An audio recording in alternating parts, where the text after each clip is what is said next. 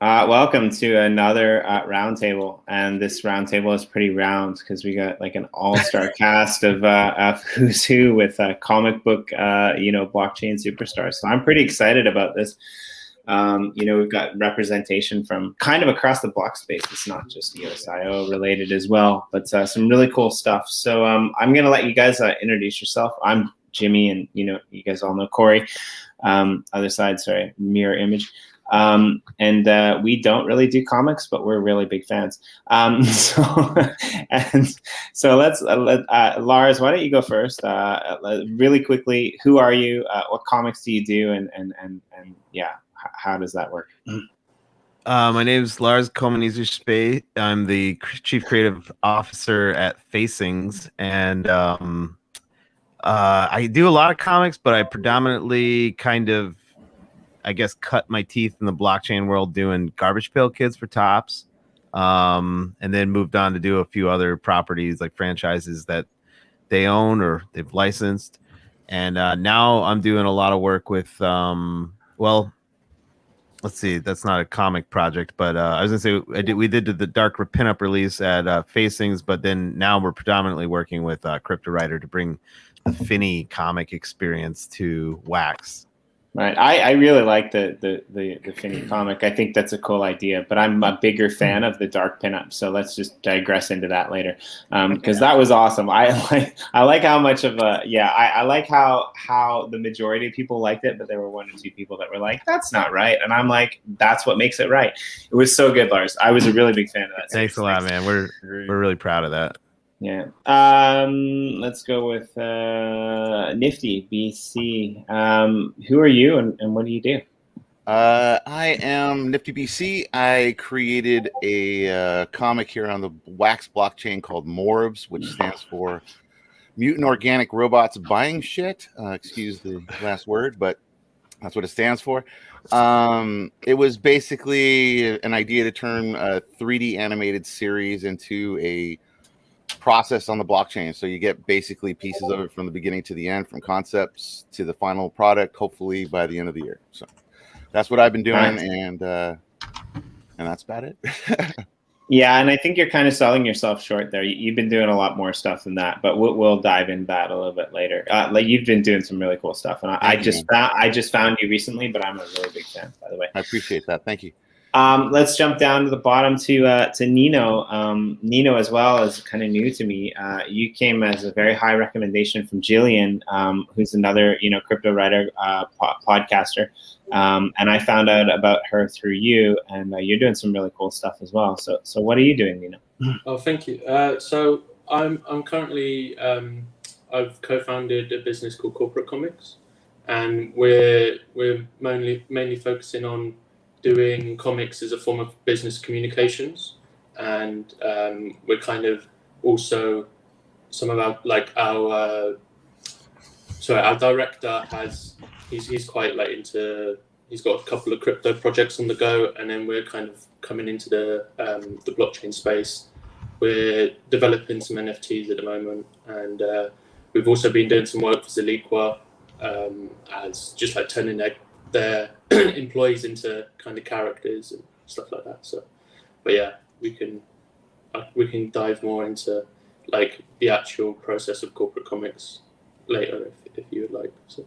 Yeah, well, we're definitely going to do that. I mean, like, we're kind of like, here's a roundtable, so we just want to discuss things generally, but of course, like, use this opportunity to show your projects, because that's kind of what we're all here for.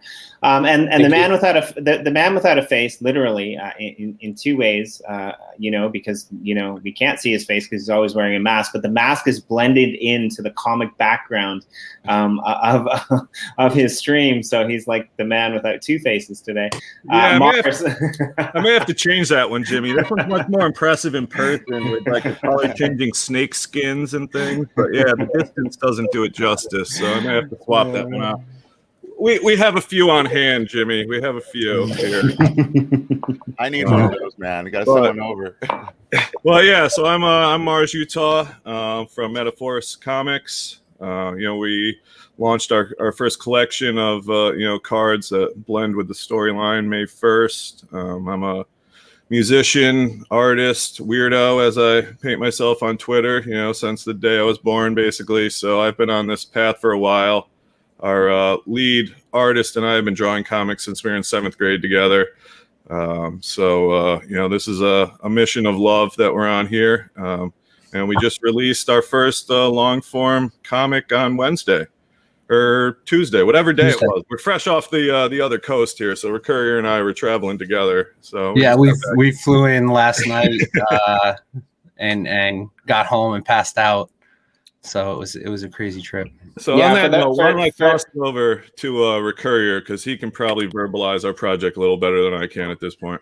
Yeah, and for you guys that don't know, right? Like you guys just had your Green Rabbit release, which I'm pretty pissed about because like Love Is the Answer screwed me over, and I ended up having to buy shit off the secondary market because I totally thought I bought it, but I didn't, and then I had to go back. But I got some now, so I'm pretty excited about the Green Rabbit. Nice. Yeah, Recourier, go for it. So Metaphors Comics, it's a project that 5 of us started together, Mars and I, and our artist ADK, Left House, and T Davis. And what our goal was in the beginning was to bring a full comic series, all original art, all long form NFTs, so that people can open their comic book and read it just like they would. We wanted to take the traditional comic book experience and improve upon it. So we will have comic books. We'll have a number of lines of comic books where you buy it and you open it and you read it. Except everybody that I know either opened their comics, when we were kids, and they read them and they read them and they read them and they got all tattered and everything, or maybe you never took it out of the bag, or maybe you opened it, read it once, and put it away. And so we were excited to provide a comic book that you can read it 1,000 times. It's not going to get tattered. It's not going to lose its value. And that's what we did. We successfully brought out a long form comic book. It's on mainnet right now. We distributed our first one for free to the people that are fans of our work. So you'll see them out there. And that's Lore Stories, which is kind of based on background of different projects. And that's going to be something that we use to collaborate with other projects and help tell that project's story in comic book form. And then our story-driven one, Metaphors, we're going to be dropping that in August. And that's going to be continually released, ongoing storyline, just like Avengers or Justice League or anything like that. So it's been pretty exciting. We've been working on this now probably ballpark 10 months, and we feel pretty good with what we've got out there now. And our main target, which actually made it take a while, was to be 100% decentralized. So there's no third party applications you need. There's no anything. Just like all of the NFTs that we love now, it's all on IPFS. If you want to go pull that hash out and go find it, am I going to do hat changes? I can. I got a bunch. You can go out, you can find it, and you can read it without any proprietary software. That said, if you go into our website, it'll show your full inventory. You can pop it up really easy and read it. So that was the most important thing to us, to be 100% decentralized with our solution. And with that very satisfying swipe on your touch screen. Yes. So we have swipe, we have page flip, we have all that. And then we've just released our common variant, our rare. We'll have animated images along with a page swipe. So you'll go to a new page and then that page will animate for you, and then you'll swipe to the next page, etc. And our legendary will have sound as well. So it was an interesting process to figure out how to do an e-reader with embedded video, but we think we have it solved. So one of the things that I like about you guys, which is, so I can't speak to NiftyBC on this, but the rest of the people on the panel, I can. Nino, I'm sorry, I couldn't remember, but you get the chance to say that now. right? Like Recourier and M.O.R.B.S, they're actually, you know, comic book superheroes in their own right. Their comic book is based off of themselves. I know, like, Nino, you have your own comic book, like, superhero in your comic based off of you. And Lars doesn't, but he's got, like, the office of all offices, which apparently, you know, brings all the ladies in to do the dark pinups, right? Like, When's Lambo? When's Lambo? They're in the back. They're behind me. Some of them.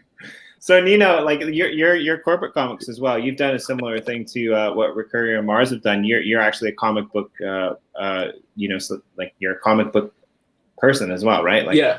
So we've turned our team into superheroes, and it's basically kind of pulling on their strengths and showing them as like a super version of themselves, and then also pulling out like their kryptonite in a sense, and like kind of making them kind of, yeah, almost like in the business sense, but like turning them into like this super version of themselves. So yeah, I thought that was really interesting. And you guys aren't actually on Wax either, are you?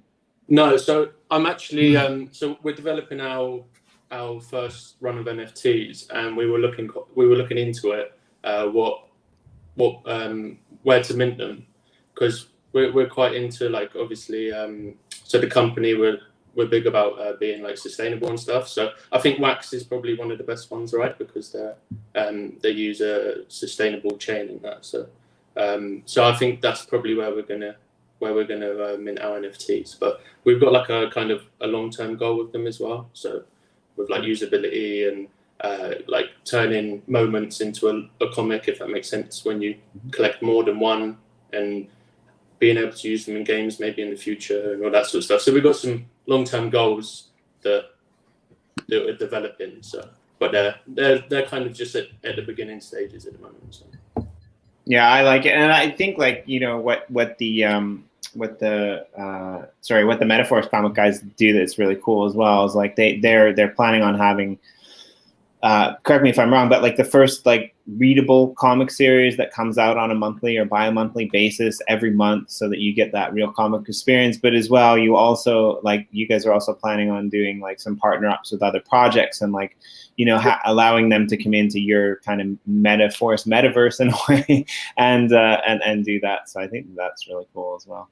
Yeah, so we have a couple partnerships live right now. We have a Metaphors headquarters built in the Uplift, and you can go through there, and there are elements from the comic book built right in there. And that's a continuing project. As we release each comic, there will be additional pieces of lore that get built on that site that relate to the comics as they come out. And then I know you guys are getting real close with getting punch signs and different things in there. So as that comes to fruition, you're going to be able to go around and maybe find some hidden drops and different stuff, and maybe just get yourself a comic book by working around.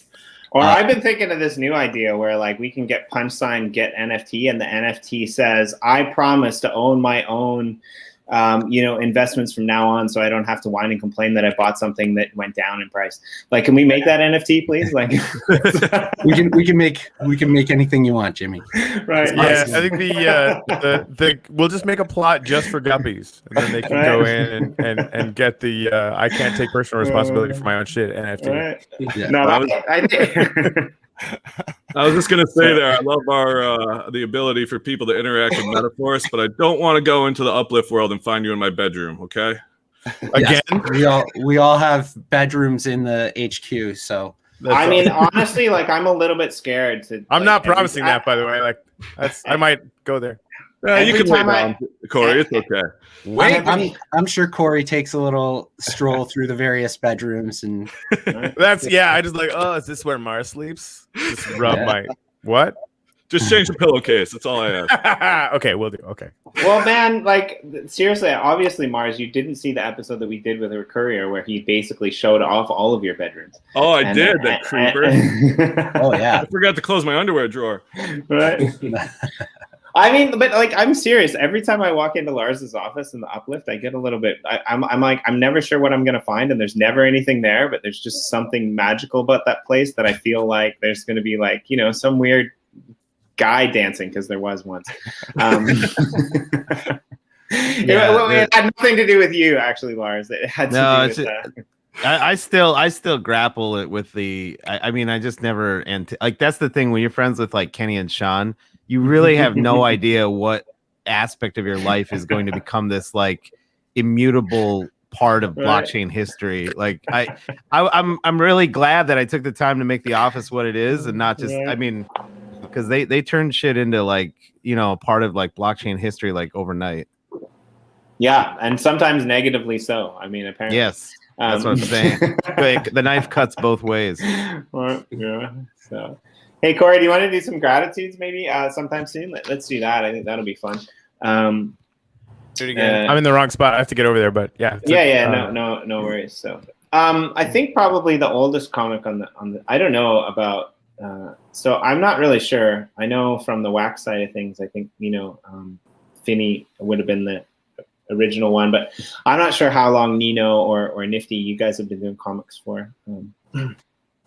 Yeah, for me it's been just a couple months. I just started doing this in April. It was midnight sketch and it turned into all this mess, so now I'm just working all the time trying to figure out what next to do. It's moving so fast, the whole space moves so fast, it's trying to keep up more than anything else.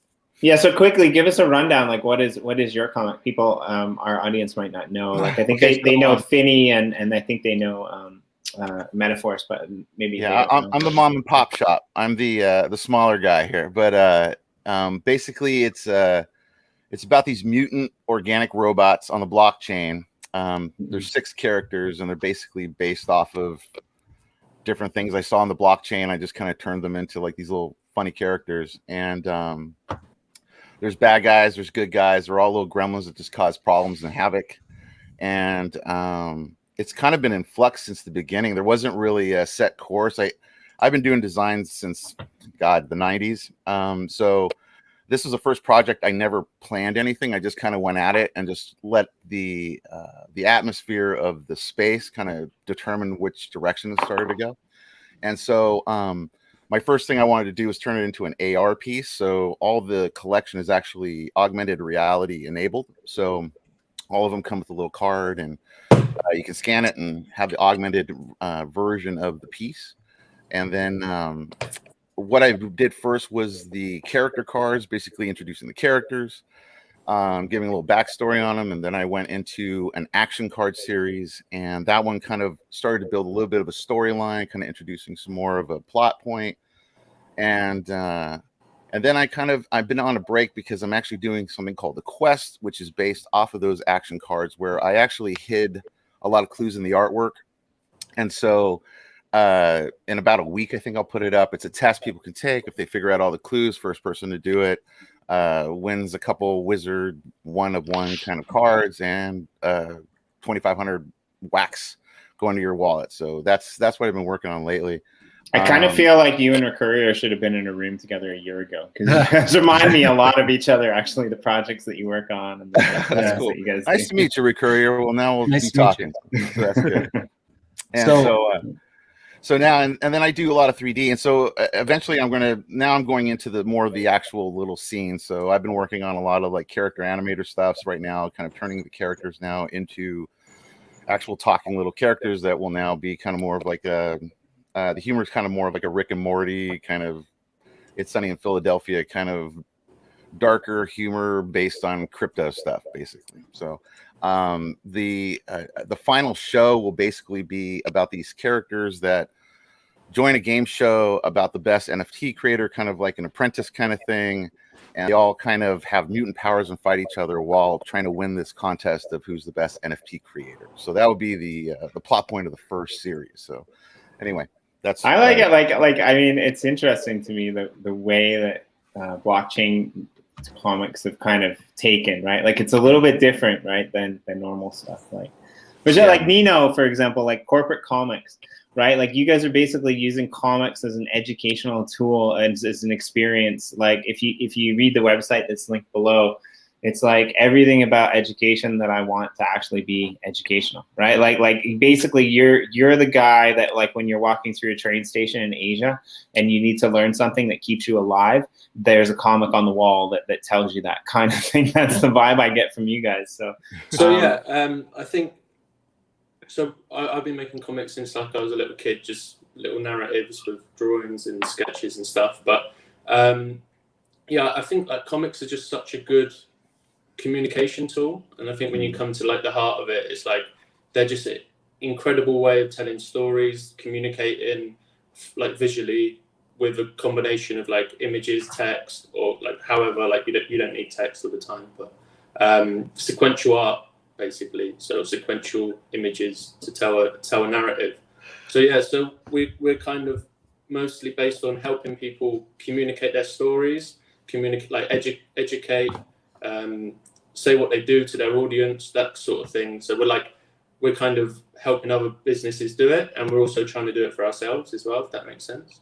Yeah. And Nice. we've got like this long-term kind of vision for this this storyline that will be made into like NFTs and things like that as well. But yeah, so when we like first initially kind of like got into the kind of blockchain space, we did Ziliqua did like a Twitter campaign with NFTs before there was the big NFT craze, and we did their NFTs for their Twitter campaign.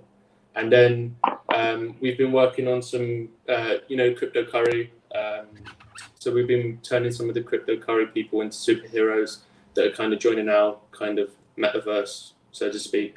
And then obviously our own team as well. And then yeah, we're looking to continue like I said before, different avenues of like maybe usability, of collecting different scenes, and then that if you have like a load of NFTs, they turn into the comic itself and stuff like that. So.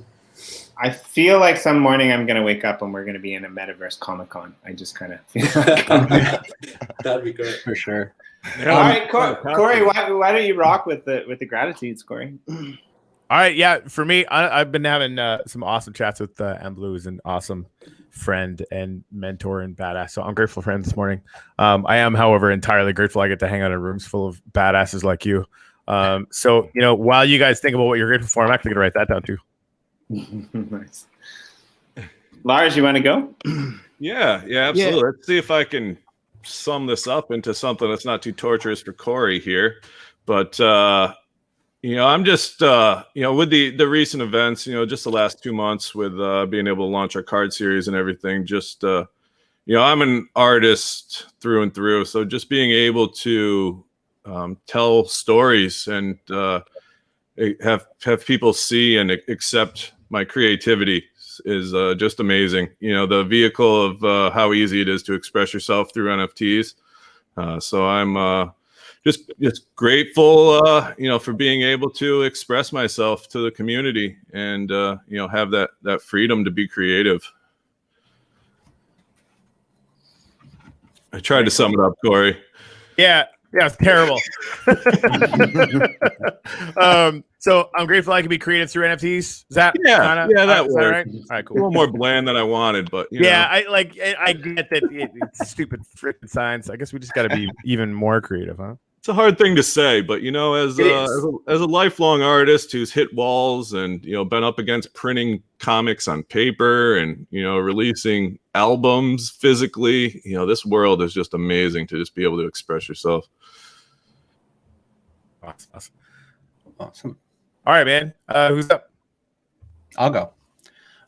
So as part of this Green Rabbit launch, everybody on the team went out to California and we did the launch together. So I really enjoyed being able to spend time with people on a medium that is in person and not over Zoom. So I am grateful for meeting people in real life, I guess. Oh man, yeah, I should have been grateful for you holding my hand while I was scared at liftoff on the plane. I messed it up. Yeah, well, it's so okay. Close.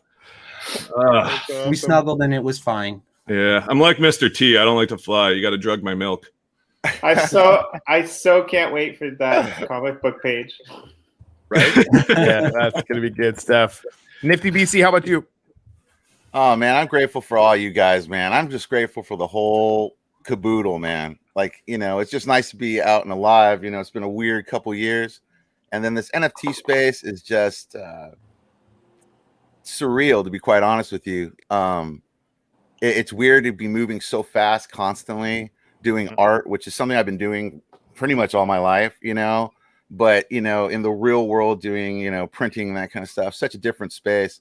And then coming in here and having the ability to kind of just create whatever you want and being able to get it out there. I think I'm grateful for everyone. How about that? I'm just grateful for everyone. How about that? All right. I did put it. I'm grateful for the whole caboodle because I couldn't not do that. That's even better. Thank you, Corey. All right, cool. All right. I mean, you nailed it real early on that one. I feel like that was really good stuff. Anytime you can type caboodle, you got to go with it, right? I mean, right. I'm contractually obliged. Like I put that in my contract. If someone says caboodle, I'm gonna type that down. Like, that's just one of these things we're gonna do. Lars. Yeah. Okay. First, 2 points of order before the gratitude. I realized at some point there might be. I misheard earlier. We have a Mars and a Lars. So we need to be very clear about what we're saying. The other thing is, just so everybody knows, I'm totally paying attention, but like legit, I am actually working on a comic right now for a meeting I have at 11 o'clock. So if I'm looking down, that's why I'm actually still drawing. My gratitude is for perseverance, especially since we're doing a comics panel, because almost any comic artist I know, perseverance has been a thing that's had to keep us all passionate about what we do, because until NFTs, there's not a lot of opportunity to do what you love and make money at it, like a livable wage. And NFTs is absolutely opening a whole world of a whole world for us to actually be able to make a living doing what we love. So perseverance. Amen. That's awesome, man. Nino. Yeah. Firstly, I'm grateful to Gillian Godstill for connecting me and allowing me to be on this amazing panel, and I'm grateful for all you guys. Mostly I'm grateful to be able to do what I love, to have the opportunity to do what I love, and so continuing from what Lars said, but and I'm just grateful to be alive as well, so thank you very much. All right. Love Jillian too. Jillian's awesome.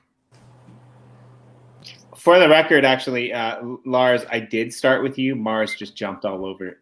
Yeah, I was wondering about that. I mean, that's what it is. I actually had to go in and start to I was trying to see, Lars, if your face was moving and your head was down working on that stuff. And then trying to see your face moving, Mars, was really, really hard to do because, well, and here's another little interesting point for the sake of the simulation we're all living anyway. I actually used to be a professional wrestler back in the early 2000s. So life makes more sense now. It really does. Like I feel like we've come full circle in it.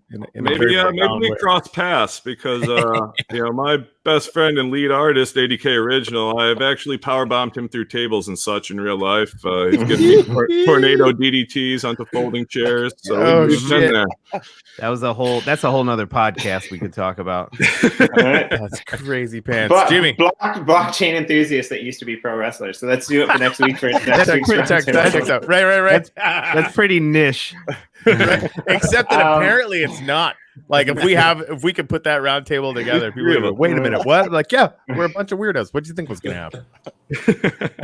All right, Jimmy. Yeah, actually, Corey, today I'm grateful for you and your patience, because like you're really patient with me, and I love it. Thank you. I, for the record, don't feel like I deserve that at all. I talked to Dr. United this morning before coffee. Ask him how patient I am. Right, I know, and I see. This is my point. It's like, I see what others may not. Let's put it that way. I guess. Well, thank you, Jimmy. You could spread your patience around to other people, but I like how nice you are to me. So thank you. Oh, I don't deserve that at all, but I'll take it and we'll put it up on there. So all Lars, right. Lars, the real wrestler, not the one in the mask. Lars, I want to ask you, because I don't think we've ever actually gotten this out of you before, and we kind of have like the origins from some of the other people. What was your inspiration for the first Finney? Or do you want to like put that off until after your deadline? I don't know. No. I can do both. Yeah, fortunately, actually drawing comics is like a completely autonomous part of my brain that just I could do any other task while drawing. The the funny thing about about Finney and Finney's like origin is when so I think I did some work for you guys are familiar with Brandon Lovejoy, of course. And he needed a banner on Voice for his Blocks Populi blog. And the Cryptowriter guys, Sean and Kenny, came to me and were like, hey, could you draw this banner? So I was like, yeah, sure. So I did that. And then they got talking about, hey, we need to come up with this mascot or something to kind of like, you know, summarize what Cryptowriter's about. And they kind of didn't really have too many ideas. So I was like, all right, I'll send you like 5 proposals for like art. And you guys just let me know which one you think is a good fit. And I came up with a bunch, like kind of very, you know, uninspired ideas. Like I was thinking a key going into possibility that would almost be like logo-esque or iconography. And then I was thinking some other stuff that was like sort of like Ophelia, like laying in like a pond and everything. Like I had all these ideas about these like kind of concepts that were somehow related to someone being either something being unlocked or someone awakened with knowledge, because that's kind of what the Cryptowriter thing is about. But the one thing I slipped in there was like just this crazy moonshot idea. I was like, or we could just do this little android kid who's like, you know, like an alien who's like lost in this world and, you know, is kind of trying to absorb like the concept of blockchain overall.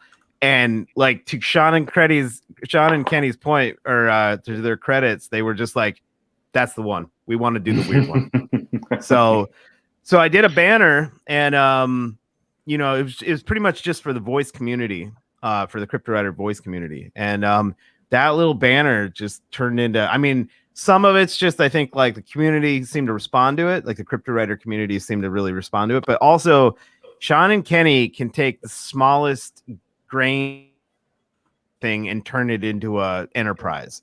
And they just took the character, and before you know it, it had a name.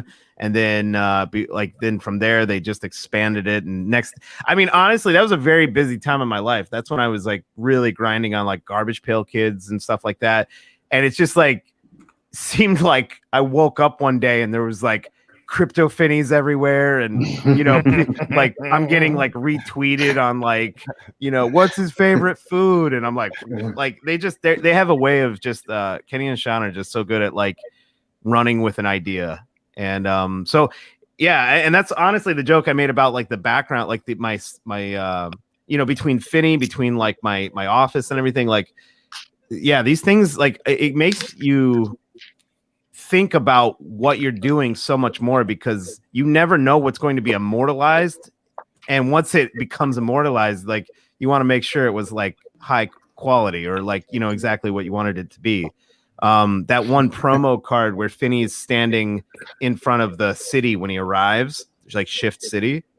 You know, like that's the Minecraft world, and like in the Uplift world, like that's become the whole, you know, like Cryptowriter space. And like, had I known when I drew that it was going to be a whole interactive world on a blockchain, I probably would have spent even more time like perfecting it. But it's just, yeah, you have to really think these things through with Kenny and Sean. Yeah, well, and that's the thing. Like, if you haven't seen it, I most of you probably have if you've watched like To the Edge of Obscurity with Sean and I before. But like going into that, you know, I call it Fin City. He calls it something else, but let's just roll with Fin City because I'm good with names. But yeah, like going into that plot that they've created, it all came from that one card. They found one person to basically build that in the 3D form, and it all came from that one image that you did. So like kudos to them for that, like, because it's absolutely amazing. It's really good. So, but I think you touched on an interesting point there, right? Like different, like I've been a comic book fan for a long time, right? Like when I was in grade 10, if you have grade 10 back in, you know, whatever country you're from, because some countries don't, you know, but like when I was in grade 10, I used to go to the comic book store for lunch, and like I wasn't a geek. I just really liked like cool art, and like that was back in the days of like Image Comics, when they were kind of breaking off, and there were some really cool storylines and stuff like that, things that I was a really big fan of. But like if you look at like it's interesting, because if you look at what seems to be happening with blockchain and comics and animations, there's this interesting idea about like, you know, I was talking to my friend today, and I hate this word actually, but there was this interesting idea about like being woke, like, right? Like Metaphors has kind of done that as well. Like you guys do that with your essence type of thing, right? Like this idea that you're kind of like, you know, able to understand, like Finney's happening there with like the idea of like, you know, like plugging into the Aether, and like I sorry, probably Ether, but I'm just gonna go with Aether because we're Wax, but plugging into that and like, you know, understanding like blockchain and crypto, like you know, I've had some conversations with Nifty as well about this, but like it's really interesting. Like what do you think like is that the deal with like this kind of idea of understanding and blockchain and comics? Like it seems to be a running theme to me anyway. Is that for me? Are you talking to me? Whoever has a better answer that can get whoever can talk long enough for me to shut up, because I'm the host. I'll go with that one. And now I have a chance. Sorry for stepping on you last time, Lars. I didn't even realize that happened. So not used to similar names. But yeah, I mean, our premise from the beginning was kind of, you know, telling the story that was actually happening, just, you know, as a dramatic comic book story, you know, so the entire Metaphors crew, other than, you know, ADK Original, met through playing Upland, and just, you know, Left House and I connected, and he's a super eccentric movie director, musician like I am. And so we hit it off. Somehow Recourier puts up with both of us. But, you know, we took what we were doing, playing these metaverse games, which obviously the thing that's changing all of them is adding blockchain to them. You know, that's why we're here. You know, or else, you know, you wouldn't be able to do these things with Minecraft and other things. So, you know, we wrote the story of building your things and, you know, having that magical element that runs through what's changing and giving us all this ability to make these games and comics and art. So we spent some time with that, but also, you know, it wasn't too hard to expand on, since this is a pretty ridiculous real life we're all living too, I think. Yeah. Well, I think so. A lot of it for us, and we talked about this. We talked and planned for a long time before we wanted to put anything out, and we really are committed to bringing the original comic book experience onto blockchain. Now, people have been doing comic themed stuff for a while now. I put out some comic covers under my other brand last fall. We have to give credit to Van City Comic. They were, you know, for those not familiar, they took actual pictures. They put actors in makeup and everything and took pictures, and then added speech bubbles and stuff and did kind of a comic layout. But they had, here's page 1, here's page 2. They were all separate NFTs. And then if you got them all, you could get a PDF of the full comic, but the full comic PDF wasn't an NFT. So we really wanted to build that whole experience where you go, you open your comic and you read it. You don't have to go through building it or searching or whatever. And that it was a story that was going to go on. So we have our storyline roughed out, basically what we're going to do for the first 2 years for Metaphors. And so now it's a matter of bringing that continuing story to life, so that when you finish one comic book, you're like, okay, I'm ready for the next one. And that was the thing. We wanted to kind of stay away from like, here's a drop and that's like a complete thought, and then there'll be another drop in the future. We want it to be a running series. But even more so than that, we wanted to build something that wasn't out there yet, where you could actually have an NFT that was like a book, that you could turn the pages, felt like an e-reader. You can pop it open wherever and read it anytime you want. You don't have to click through images or anything like that. It's built, it's there, ready for you.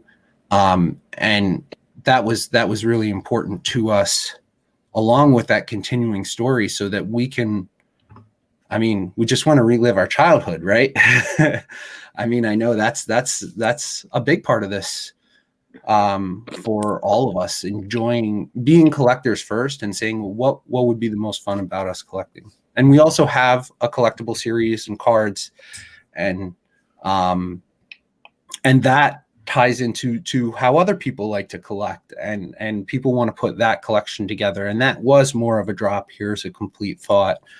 And we want to build all this so that we can share it. We don't want it to be proprietary. We want people to come and say, how'd you do that? And we'll say, we'll help you do it too.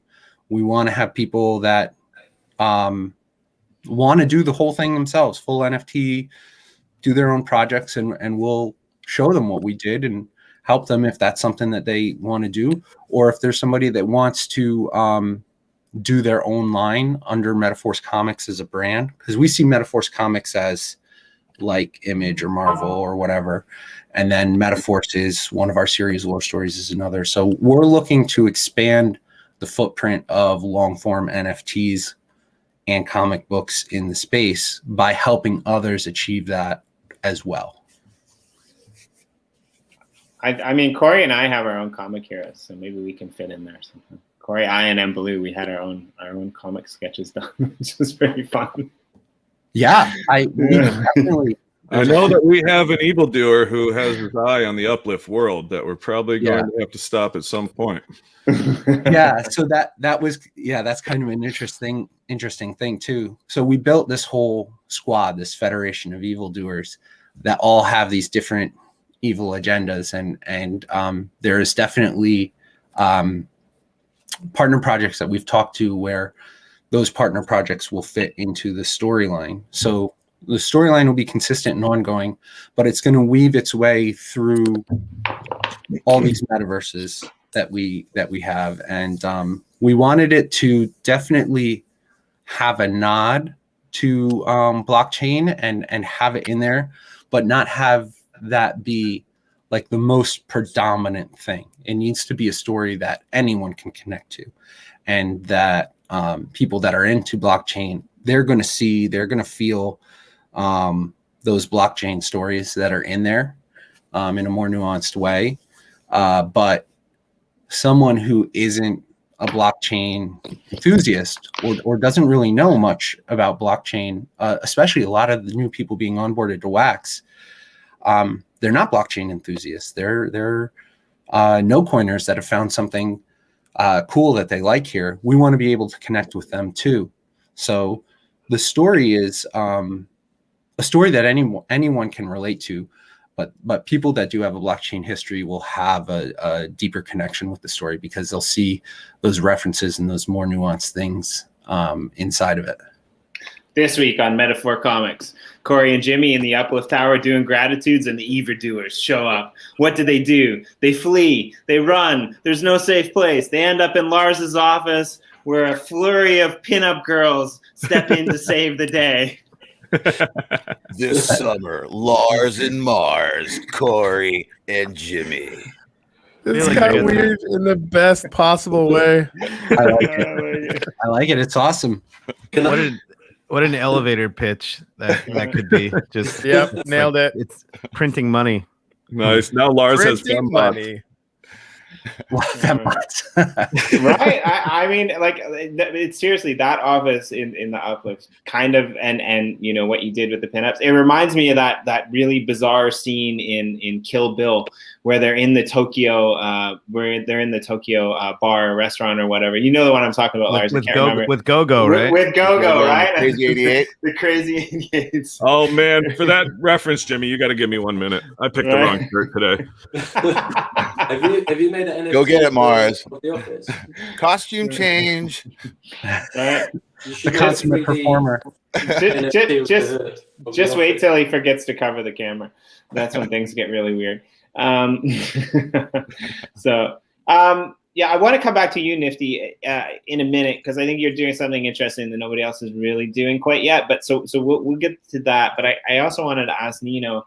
You know, Nino, like I'm kind of curious because you've got this a little bit like, you know, outlier idea whereby you're bringing like these comics that are for education purposes, which isn't really all that bizarre, but you're putting them on the blockchain. So I'm kind of curious as to why put them on the blockchain. What's the purpose of having them on the blockchain? Like, are they intended to be a book? Are they intended to be like NFTs? Like, if you could dive into that a little bit more, nice.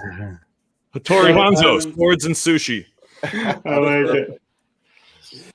So yeah, so it's kind of so corporate comics on its own isn't solely tied to the blockchain. So we're mostly focused on comics and how they're a really good communication tool to help people explain what they do, help businesses explain what they do to their audiences, business to business communications. It's just playing like really focusing on communications with comics basically. And then there's a branch of what we're doing where we're focusing on the blockchain. So we're currently not taking the education content or the we're not solely on education as well. It's kind of any kind of business, or we serve them as a tool to communicate. And then we have the kind of the area that we're focusing on the blockchain, because we've got like this big vision for the future, which is about decentralized technology, like ownership. And we feel that obviously blockchain is going to be a massive part of the future, and it's definitely something we need to incorporate into our business because, like, do you know what I mean? That's how we grow and expand. And yeah, so we're more focusing on in regards to NFTs and making things into NFTs. It's more like with the characters, and if a business wants to share with their audience a story from their, I don't know, like say they have a startup that almost went bankrupt, and then they suddenly just got that investment, and then they, do you know what I mean? And then like we turn that into a super, like a crazy story around that. So whether that's they turn into like space fighting pirates or whatever they want, do you know what I mean? Like, and like I like it. the Earth almost gets smashed by like a meteorite, and then the pirates save the day or whatever. Do you know what I mean? Like, so however they want to show themselves and incorporate themselves into that story, and then we can take that story and implement it on the blockchain. Just coming back to the Chronicles of Steve Jobs after Bill Gates pelted him with apples, right? Like that sort of thing, right? Whoa. Exactly, yeah. So so for ourselves, we're doing our superhero run of like cards, and then that will develop into like a longer form content of a story.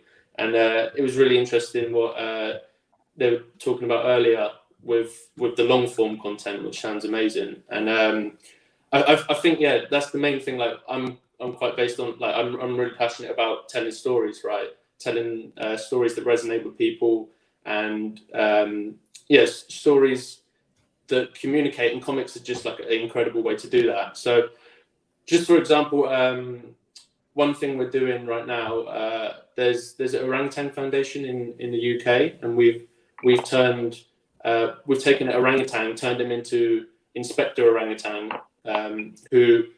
who's trying to find out what's happening to the rainforest, if that makes sense. Yeah, it does, but you kind of lost me with Inspector Orangutan.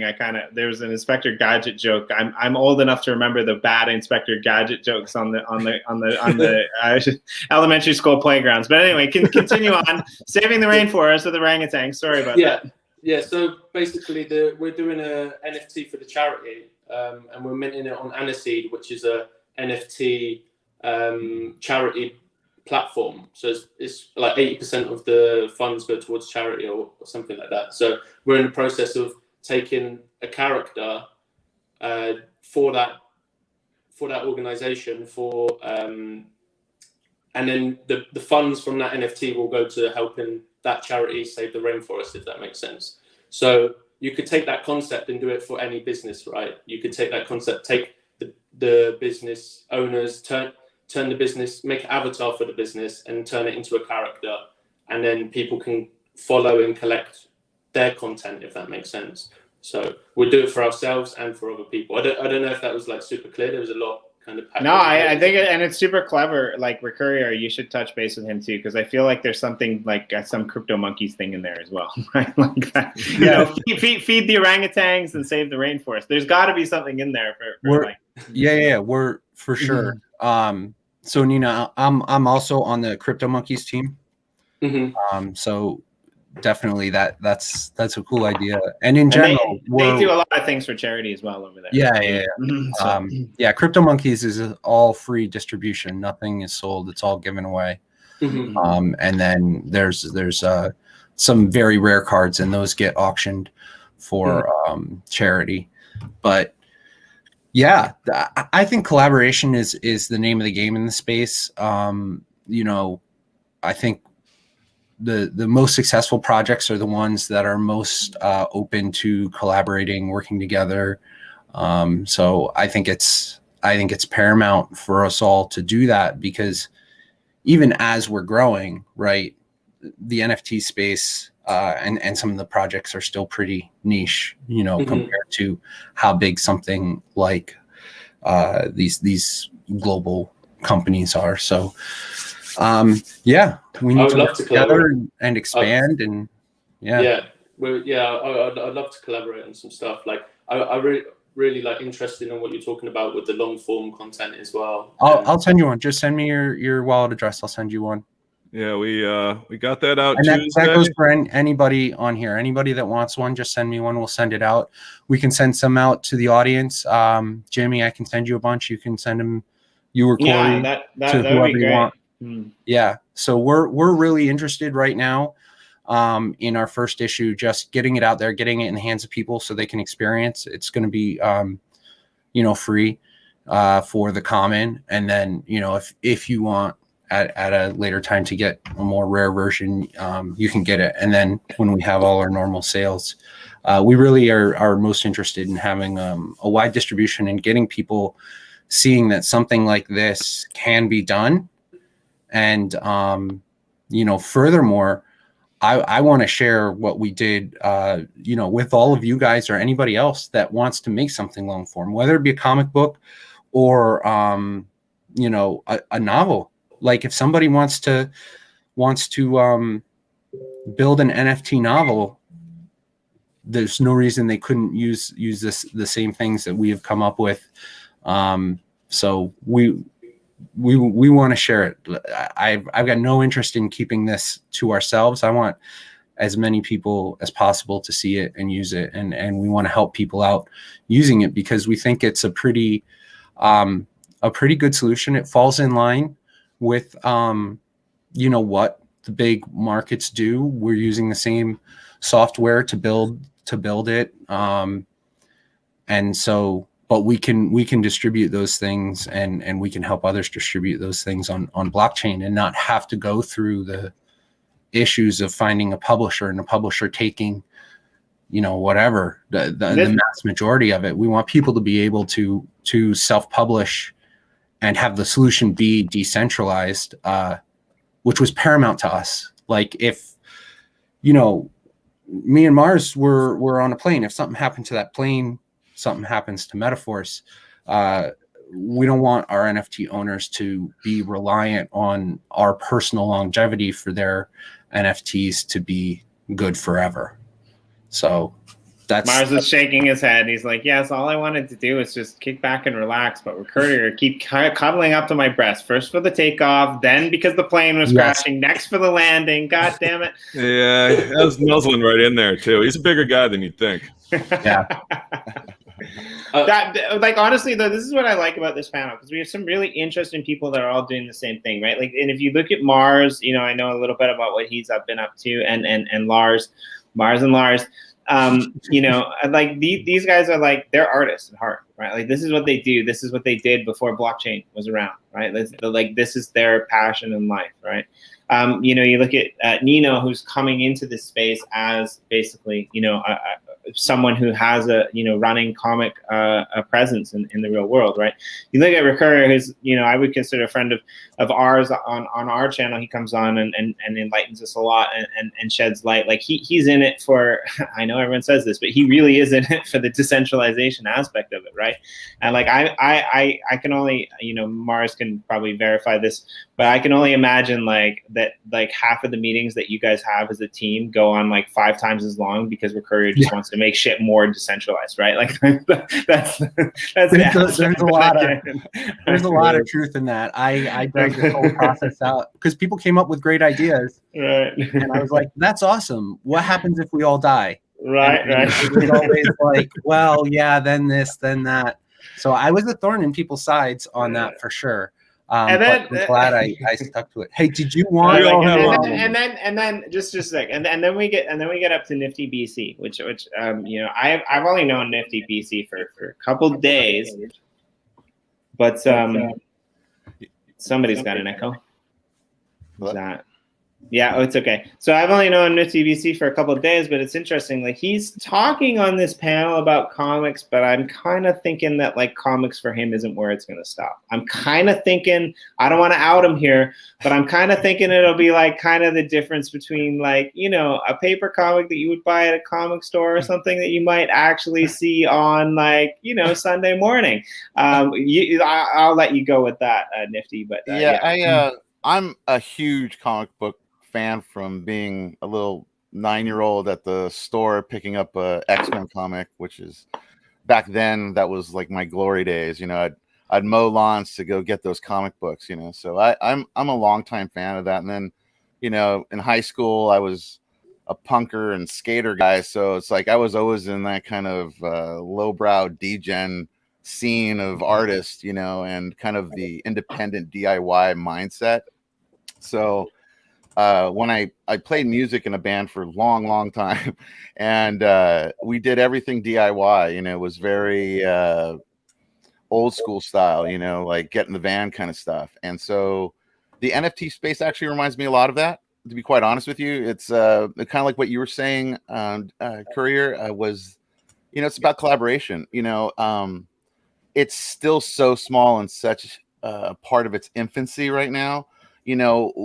We're all looking at it. I think most people look at it like, oh, NFTs is a JPEG or whatever, and we're going to sell this JPEG, at least, especially to non-crypto people. So I don't think that's what it is. I think it's far more about utility. And I think my focus for NFTs is utility in the end, is more where can I take this beyond just my art or just a drawing. And so that's why I've incorporated it, starting off with the AR. Now I started to get into kind of like bringing those one-on-one kind of ideas back over to the wax side, where I'm doing a series called Cryptos, which is my first time doing limited commercial releases. And it's more of a membership to get free airdrops every month. You get a couple free airdrops. But I think it's more like I'm trying to get this to a point where normal people that have no idea what Bitcoin even is right now, or all they hear about it is on the news, I would like them to get into the space. I think that's really where my focus is how do you bridge that gap? Because me coming into crypto, I've been buying crypto since the first Bitcoin crash, like where we got in all hot and heavy, and then all of a sudden, boom, it got slammed to the floor, and you're like, oh man, it's over, man. It's never going to come back. And then about February, I see Beeple selling something for $6 million. And it's like, I used to follow Beeple. I'm a 3D guy. I'm like, what the hell? Beeple sold something for $6 million? What do you sell? Right. And so, and then I kind of investigated NFTs a little bit more. And I'll be more than honest. I mean, it took me a good month before I even knew what the hell I was doing. I was releasing NFTs, not even really knowing what the hell it really was or what we could do with it. And then, and that's kind of how the series has kind of gone for me. The M.O.R.B.S series is kind of telling that story, is, like actual characters in the art are people I talk to every day. Like little Obot is Orion Wax. He's a guy that I've been talking to for a while. A lot of the art that's in there are references to people that have been kind of guiding me through this whole journey. And it's really interesting where I think this can go. Like when I see you guys like with these comics, it's amazing to me. I mean, because I come from that industry. I live in Los Angeles, and so, I mean, a lot of my friends work on really big movies, insanely talented artists from every kind of side of gaming to 3D development. And none of those guys are even in the space yet. They're still working, and I'm like, I know that those guys will be entering the space in the next coming year. And from my perspective, that's scary as shit because they're really fucking good. And so I know that the level up will come probably in the next year, and I know the big brands have already been in their little mind hive, figuring this all out, and I pay attention to them. It's like usually I kind of turn away from the big brand stuff, especially coming from independent music, that kind of stuff. But in this space, I'm very much paying attention to them because it's strange how they see the space. To me, I think the big brands see it much more as a marketing box top, to be quite honest. I see that in the near future, you'll start seeing stuff at Walmart. Hey, you buy this shirt, it's a Spider-Man shirt, and you get a free Spider-Man NFT. All you got to do is download it on our app, and it takes you 2 seconds. And I think that's man, you guys don't even know. You don't even know, man. You don't even know the people coming to this space. Like, we've been talking to some people from Roshi Drops. They're about to drop on over here, man. You don't even know. Like, one of my, they did do that, right? Walmart did do that. There was that. I think it was. It already happened with Garbage Pail Kids, where you bought a box of physical Garbage Pail Kids, and then there was an NFT claim. There you go. There you go. Yeah, and like graffiti art, like graffiti artists, NFT guys, they've been doing that with their 3D characters for quite some time. You guys with the Green Rabbit, you're dropping some expensive ass 3D characters over there on that side of the fence. But very cool, by the way. But it's interesting what you say, Nifty, is like one of my favorite projects in the space, just because of who they are and their background story. They're a bunch of high school kids who, like, one of them moved out to Hollywood, and they all kind of moved out and followed him.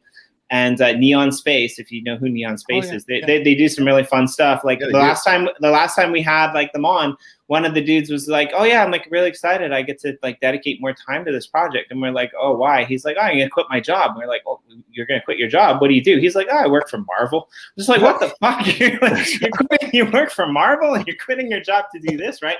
But I think Lars, the real wrestler, not the man in the mask. Sorry, Mars. I can hear you enunciate a little better than Jimmy or Corey for some reason. No, I screwed it up the first time. But Lars, I think this is kind of like what you guys are thinking of with your Facings brand, right? Like this is kind of what you guys are targeting. You're kind of like looking at bringing some of that mainstream, across the tide into the crypto space, right? Well, yeah, a lot of the clients that we have lined up for our releases through September are very, very mainstream, like household name kind of mainstream.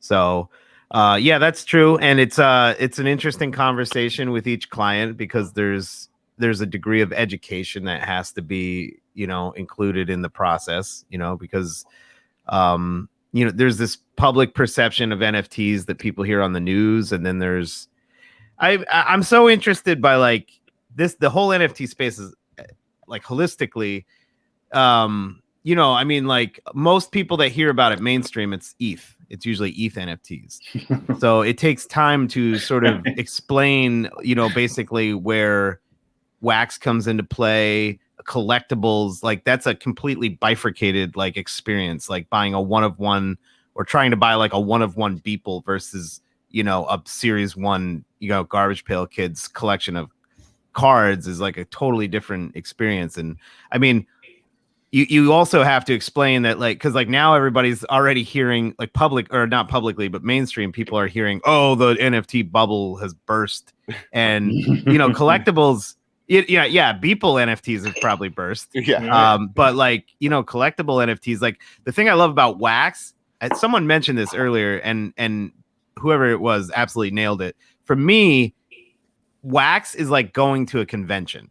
Like you're not really sure what's going to be on the table, quote unquote, the virtual table, but you're kind of walking around and like some of it's shit and some of it's like absolutely amazing, like top brand, kind of stuff. But then there's all this stuff in between there, which is like these little hidden gems. And not to necessarily go back to Dark Pinup, but the interesting thing with Dark Pinup was prior to the Dark Pinup release with the packs that we did through Facings, I tried doing my own Dark Pinup release, like just a collection of cards that, I just did individual, pinup photos that I'd taken, and not a single one sold. Nothing. So like, and it's funny. I eventually ended up having to burn them all so that there wasn't like double mints, in the actual packs plus the the early ones I did. So I was like, oh shit, that could be a conflict of interest kind of thing. And then I looked and like not a single one had sold.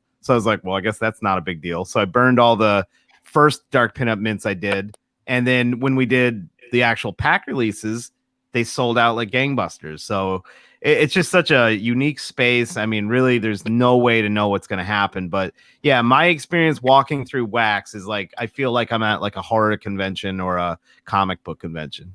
And like, I don't mean to throw shade on Ethereum, but it's really too easy in this day and age. Because here's my problems with Ethereum, and I'm just going to put it out there, right? Like number one, fix your onboarding. I mean, I guess it's better than EOS. It's not quite as good as Wax. But if you're a crypto person and you're worried about your private keys and you don't want to use the Wax Cloud wallet, I kind of get that, right? But most people aren't crypto people. Most people can't even remember their own goddamn email password, for fuck's sakes. How the hell are they going to remember, however many digits is in an Ethereum wallet? So, but fair enough. I kind of understand that argument. But the two things that really bother me are like, you've got no chance unless you're a multi-billion-dollar company or a really wealthy individual to be able to mint your NFTs on Ethereum. They're so pricey. They're so costly to do it over there. And number two, my other big problem with Ethereum is I don't know how true this is, but I've read a big number of the assets that are created on Ethereum aren't even on the blockchain. They're hosted through an IPFS server that if that goes down, you're completely screwed, right? Like I was talking to somebody over at .gems and they had this idea for an NFT way back in the day. They minted it on Ethereum. The server went down and the hash is still there. But if they want that NFT to come back, they've got to find that image. They've got to find a new IPF server. They've got to hash it out again, according to what they said. I don't know. But that's just ridiculous to me, right? Like everything should be on chain. Everything should be on the blockchain, in my opinion, right? So once Ethereum fixes those two problems, then you can have a battle with Wax. But as far as I'm concerned, right, like you got to fix those. There's another huge critical thing that they've got to overcome, which is just the bad press of how damaging it is from an ecological point of view. Just as far as energy. I mean, that sounds inconsequential, but like especially once that, remember, I mean, this was only like a month or a couple of months ago, but like that was it. NFTs were like on like CNN, like it was like blowing my mind. I was like drawing and working on stuff, and then in the background I'd hear like blah blah blah NFTs, and like I was like listening to like NBC or something, and so it got that mainstream thing. But then almost as fast as that happened, we got into this world where it's like, oh, it's so bad for the environment. And the guy that I mostly was working with on Garbage Pail Kids, my friend Adam, Adam like is not a blockchain dude. He's like like NiftyBC was saying, like we're both old school punk rockers that we're all into zine culture. So I managed to fall into this weird subculture of blockchain and NFTs, but Adam had not. So when I was like, dude, you want to come on and work on Garbage Pail Kids with me for this weird NFT project, he knew nothing about it. And it was only a couple of weeks before he was like, hey man, I don't know if I really want to keep working on these. I keep hearing all this shit about how bad they are for the environment and everything like that. And it's like, I had to go through this whole process of explaining how much more energy efficient EOS.io is over Ethereum. And but that's another huge sticking point. It's like a quagmire for ETH is like the PR part of it, the public relations, how bad it is, how inefficient it is as far as that goes. I also don't want to hype. Yeah, go ahead. No, sorry. There's one last thing I wanted to see on ETH because let's finish up the ETH bashing part, but then I actually do want to are any of you guys familiar with Portion.io? That's an ETH project, but that's specifically comics. To me, in my opinion, that looks like that was cobbled together by like basically a bunch of actual comic book artists. But Portion.io is something we should talk about later. Yeah, I like it. And I don't mean to show any disrespect to Nino, because I know he's mostly over on another blockchain and he is on Ethereum, right? And I would actually love for you to do one of your expose comics on Ethereum, get your environmental shit fixed. Put it out there to comic book people, right?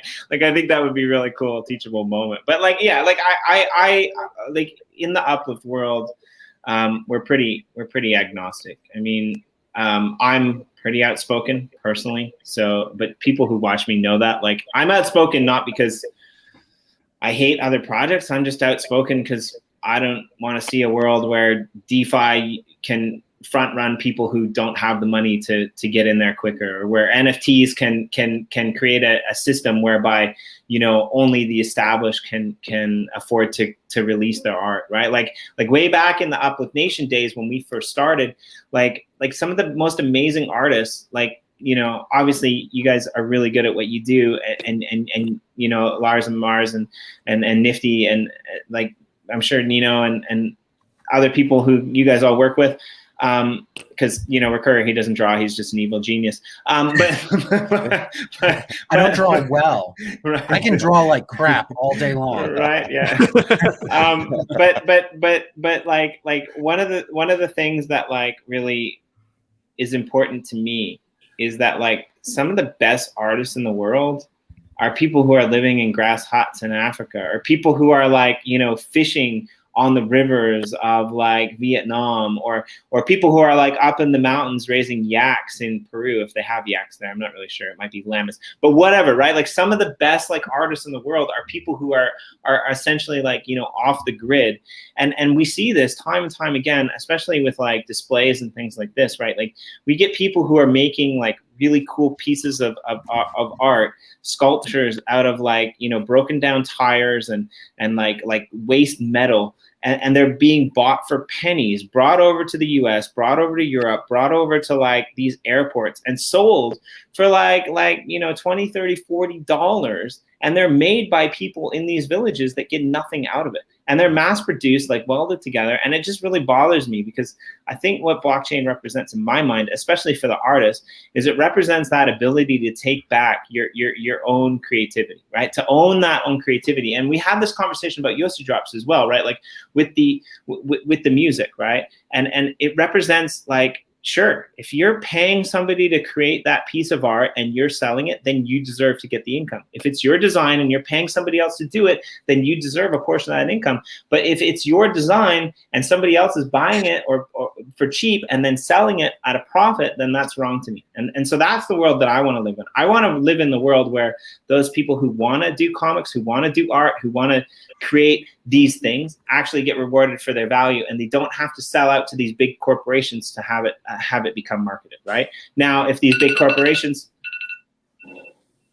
that's me, sorry. If these big, apparently it's time for me to wake up, because I don't know, maybe I have the story wrong. But anyway, like for me, like that's what's important, right? Like I want to see, I don't care who it is. If you're a multi-billion-dollar corporation and you're finding people who want to work for you and you're making profit off of it, that's cool. But what I don't like is like, you know, having a scenario or a system where we have kind of crappy artists that are making millions of dollars when like the real artists are still having to fish for their dinner, if that makes sense, right? Sorry, I'm done with my rant and ramble. But let me just jump on there quick, because I totally agree with you there. You know, I come from a background of music as well. You know, I was a working musician for a really long time. You know, before really, you know, right when even online music was starting to open up, you know, and become a thing. So we were real hooked into traditional distribution means, lost art to other people that I don't even own anymore. You know, it's just amazing to be able to not have to deal with that system. Right. Can I quickly add to what you were saying, Jimmy? Yeah, of course. Go ahead. Yeah. So, you know, I was saying about the orangutan thing. So the chain that the platform, sorry, is Aniseed that we're going to be minting that on. So they're based for, I think, like they're the first platform that's directly working, like focusing on charities. And they're actually, some of the charities that they're trying to partner with, they're actually trying to get in contact with the local artists of those charities. So say someone's like the charity's working in wherever, like India, wherever it is, whatever. They're trying to get in contact with their local artists and actually have them make NFTs themselves, and then 80% or whatever of the funds goes towards the artist in that less built up country, or like kind of addressing what you were saying. So maybe it'd be interesting to get in contact with them. But I think and I think we need to, like, one of the reasons I like doing these roundtables and I like working with Crypto Finney is because we get to put people like you geniuses together, right? Like it's amazing. And like, shout out to the Cryptowriter, because they've got 10 podcasts. We're trying to get 12 because we have a really weird idea that might actually work. But yeah, like they've got like these awesome, you know, people who do deep dives and stuff like that, like Jillian did with you. And like, I just like putting all of you people in the room together, right? Like, I'm supposed to go to a meeting in 20 minutes, but screw that. If you guys are still here, I'm skipping that meeting. I mean, this is right. I think like this is really cool. And I think like the positive capacity to do good in this world with blockchain is being sorely underrated by, you know, the state that we're in right now. And it's nobody's fault, but I think when it changes, you know, like I don't really know anything, but I have a hint at what's coming from Facings. And you guys are going to blow shit up. I honestly believe that. Like, you guys, I don't even know if you know how much you're going to blow shit up, but like I can kind of see it coming, right? And like there's a few other projects out there as well. You know, Scarce is doing really good from the EOS.io space, like Yoshi Coins as well. Like I didn't know about this one, Nino, so I really want to tap into that as well, right? And I mean, this is just all from like a charitable, like mass onboarding big corporation structure, right? This doesn't even look at the artists. I mean, what Recourier and M.O.R.B.S are doing with their, they're doing something really weird with IP shit, which is basically like, if you hodl our shit, we're going to take it away from you. So like, just basically open your packs, or we're just going to like kill them in a year, which I really like, right? It's like, it's art for artists or art for collectors, right? Like, a lot of people are going to have problems with that. But I mean, I had problems when I didn't get my stuff done. So I really like it. But yeah, I mean, if you guys got to drop off the call because we've been here for an hour, but I'm happy to continue. And if you guys want to share your screen and show us what you're working on, because I'm having fun. I know Recourier wanted to show something off. So Lars, if you want to show any of the artwork that you're working on off, if you want to give us a sneak preview, like, that would be awesome. NiftyBC, Nino, if you guys want to show something up on the screen before we go, it doesn't necessarily have to be comic book related, but yeah, feel free to do that as well. So, if you guys want to show something up on the screen. I can share something. I'd have to jump on my laptop though, because this is my iPad. So. Oh, okay, it's all right. We can bring you on again. I mean, I don't like one-time guests anyway. One-time guests suck. So what do you want to like? We'll put this up. This is a metaphor, and I think Recourier kind of wanted to show us. His platform. So I wanted to give people a chance to kind of look it over. This is our website, and we've got all information here and everything. But we've got a Wax Wallet login. So I'm logged in with you know, a Vanity wallet. You can log in with either Wax Cloud Wallet or Anchor. But you go here and you go to assets, and it shows all of your comics, and we can sort them. And we're going to do sorting in different ways. And then when you scroll down, it'll get down to your collectibles, and this will populate with your collectibles. And eventually we're looking to have it so that it'll show staked collectibles and unstaked collectibles and everything from every platform, so that you can complete your collection without having to unstake stuff.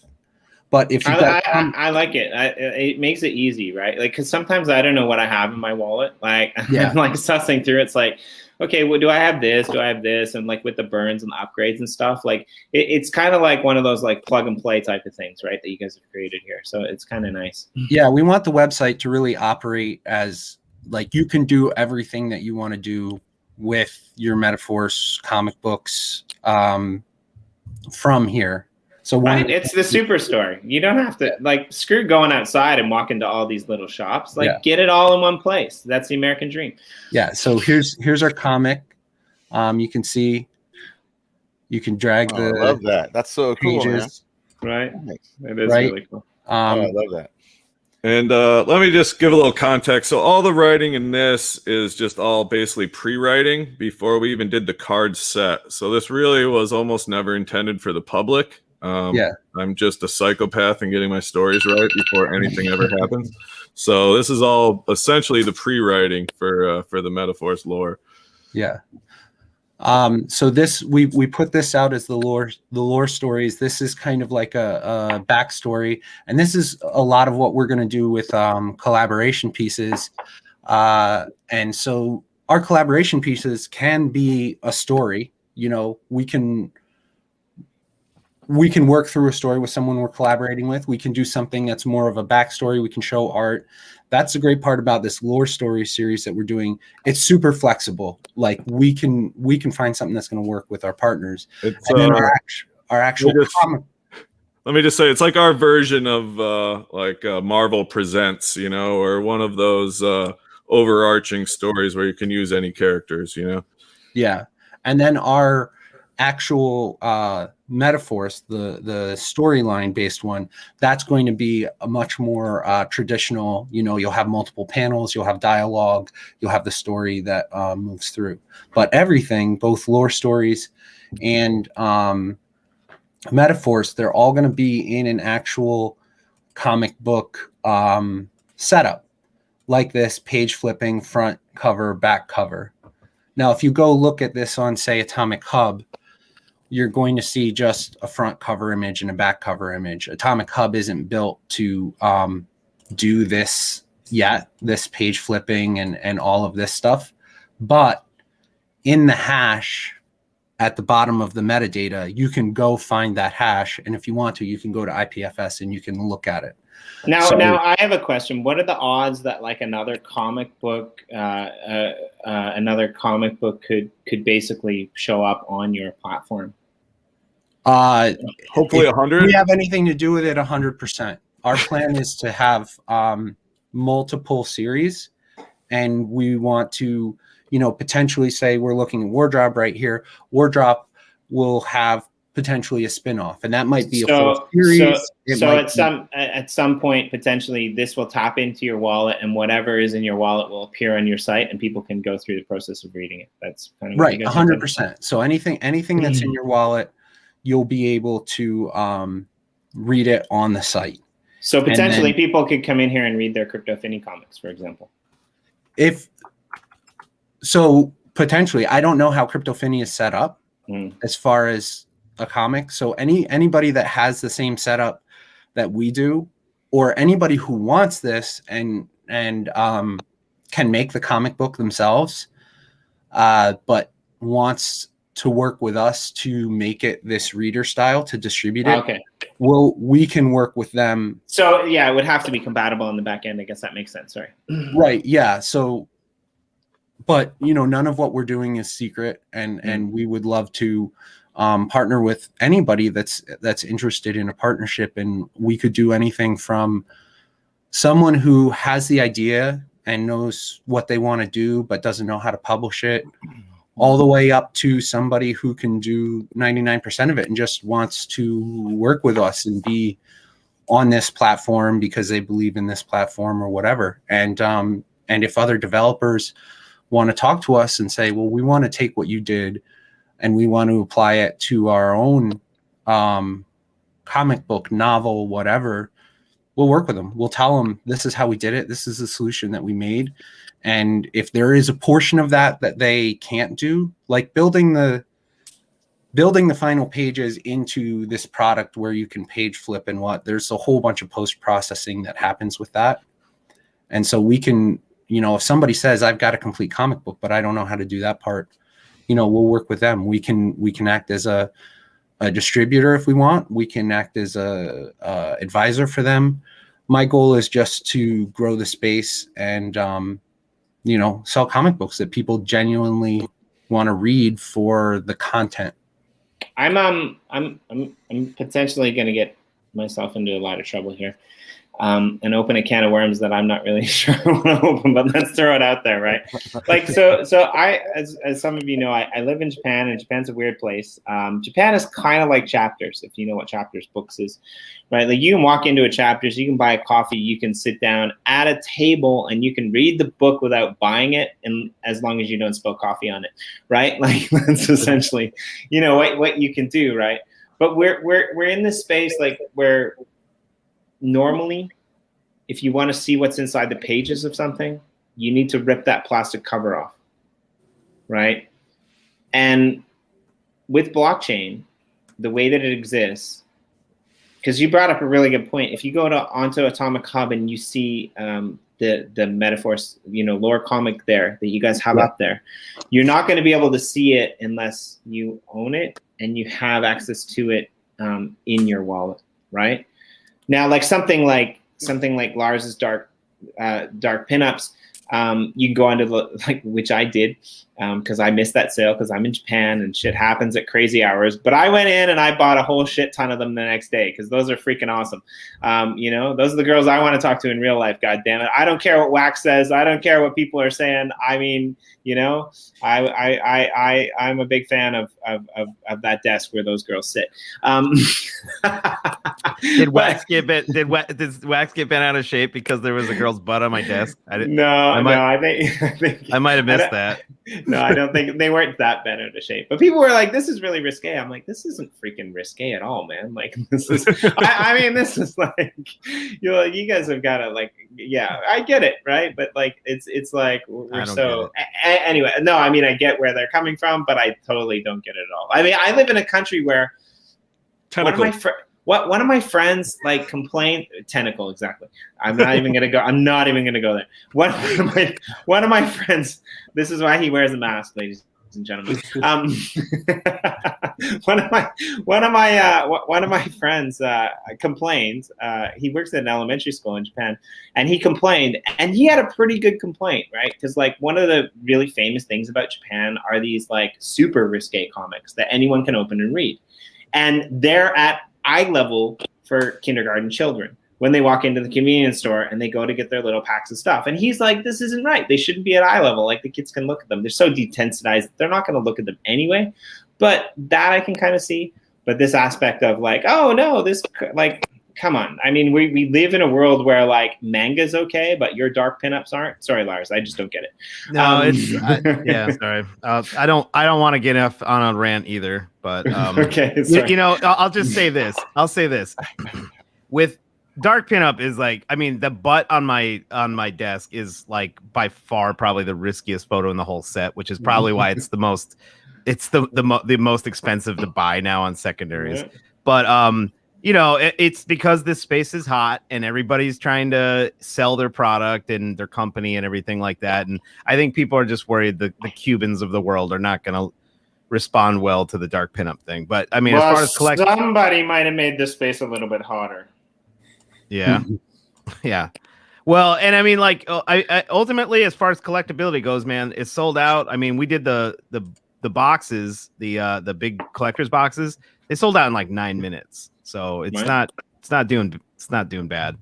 I got to run in about 2 minutes. Just to give you a heads up. Yeah, no, and I got sidetracked there, but I wanted to ask you, as a comic book artist, and I wanted to ask everyone, but if you got to run in 2 minutes, let's go through your first.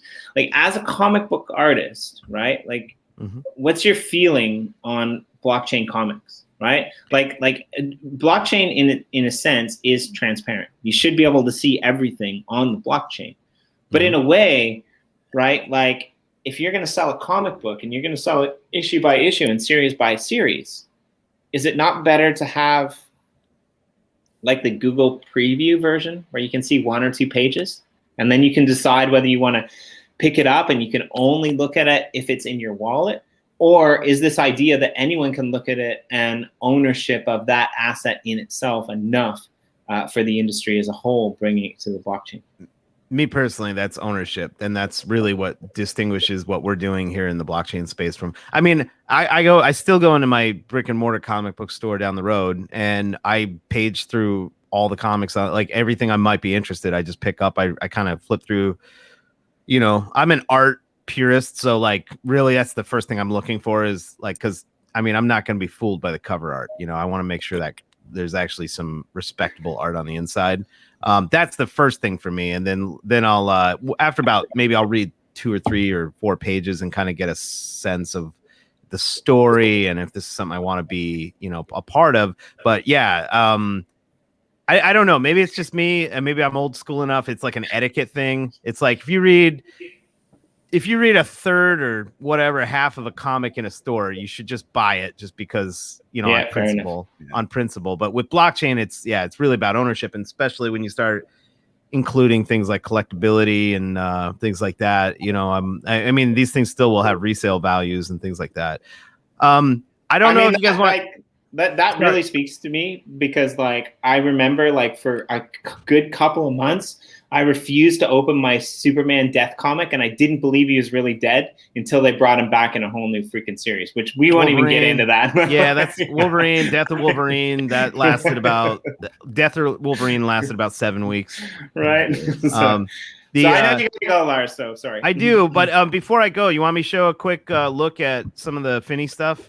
Yes, we totally want to see it. The Cryptowriter guys were asking me if I was going to be on today, if I'd be able to share a little bit. So share that, and we'll throw it up on the screen because I totally want to see that. Am I sharing now? That should be okay. Fine. Here we go. Yes, you're sharing the matrix. So this is actually where the Finney world started. This was the first illustration of the Finney world, or the whole like Shift City.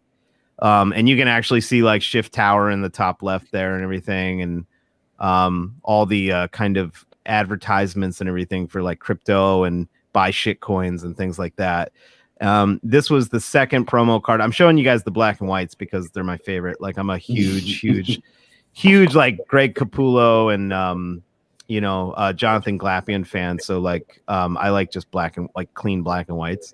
But this is Shift kind of observing Finney's arrival from his office, and this is the one that we have not shown yet. So this one, this is very, very previewy stuff of the release we're doing for Cryptowriter coming out in August. So this is like fresh inks right off the iPad as of like last night. But this is like Floppy the Clown, basically, kind of ridiculing Finney for something horrible that just happened to him because of Shift. So yeah, this is it though. I mean, like we're me, Adam, and we have a couple talented female colorists that we just hired to get this project finished by the launch date. But we've been working on this thing around the clock right now. So just wanted to show you this before I dip out. No, that's awesome, and I'm super excited. Like I'm sure you'll be back on the channel when I'm sure you'll be back on the channel with one of the Cryptowriter podcasters. Anytime. But yeah. All right, I'm gonna jump over this client meeting. Excellent seeing everybody. Excellent meeting you, Mars Recourier. I'm actually going to be getting in touch with you guys about the reader and everything like that. I think there's an opportunity for us to work and collaborate together. So. Yeah, 100%. Looking forward to it. Yeah, pleasure. Thanks. Yeah, see you guys. Nice chatting with all of you. Take care. So I wanna get back to Nino and Nifty if you guys want to share too. But before that, the first thing, Mars and Recourier, when you get in touch with Lars, I need you to tell him this because this is what I want to see happen. And Recourier, you and I have talked about this a little bit before, but I really like the idea that the builder. Because it was the builder, right? Like I like Kenny and I like Sean, but Lars gives them too much credit. They're like America. They just know who to recruit. Sorry, I love those guys. I love those guys. Those guys are awesome. But I've been talking to you about this Recourier. Your comic is good. Don't get me wrong. Like, please go and support Metaforce Comics. But what really excites me about your idea is like that little mini series idea that you guys are doing, because you're going to do like one-off comics with different projects. That's kind of the plan in the future, right? And that's what actually excites me more. It's actually kind of along Nino's lines in a sense, right? Like where you can have this teachable comic, this teachable moment. And if you haven't figured it out, Mars is like a lore-ishin. I think that might be a word. I don't know, but I call myself the director of imagination for Green Rabbit and Metaphor. Yeah. And I write, like I'm a writer. If you like, I'm not supposed to be on this podcast. I'm supposed to be wearing a mask. I'm not supposed to be showing my face because I suck at being here. But apparently, I'm good enough to be on here. But like, this is what I do. I write, but I don't have time to write anymore. And like, I'm behind. And I look at like the stuff that Lars is putting together with the lore, and I'm just with what Mars is putting together with the lore, and I'm just blown away by that. But I've had enough time on screen with Recourier that like. I'm like that guy who like just likes to piece ideas together, and even if I don't profit from it, I just want to see it happen because like that's at where I am in this space. I just love everything that's happening. And so here's what I'd like to see, because I think what the person that they hired to do, I think it's Smitty, to build that first scene that we saw that Lars put up that became Shift City in the Uplift was amazing. And I would love to see you guys, for a one-off comic, come into Shift City and do a collaboration, like a 3-way collaboration between like what the images are in that city.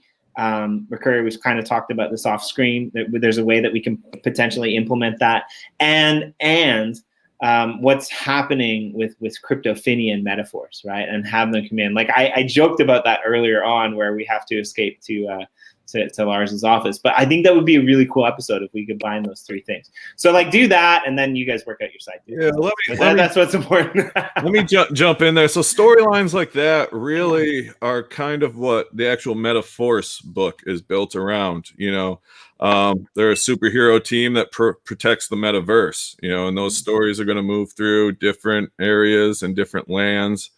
And with the lore story, we really hope to just kind of tell other people's projects, and they don't have to be one-off books either. You know, I'm sure we'll be doing a lore stories crossover with Green Rabbit. You know, and I'm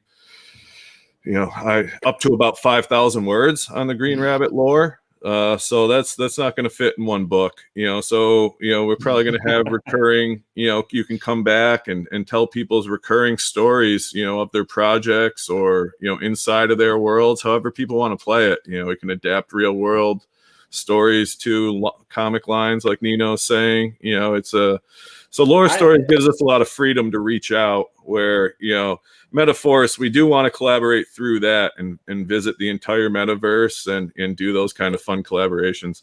I mean, I love it, and I would love to see you guys figure out a way to like sit down with Nino in a room for half an hour, and like, as a person who actually, like, you know, Mars and Nino, you guys would probably get along really well, right? Because like, you know, Mars, you ended up in the blockchain space with guys who kind of supported your vision and gave you the ability to bring that lore to life.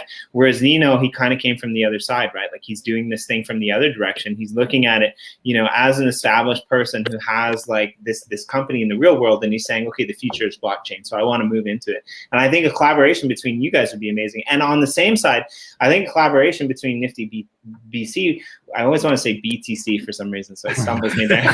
But I think like a collaboration between NiftyBC and you guys would be amazing too, because like Recourier talked about how in the comics you could do this kind of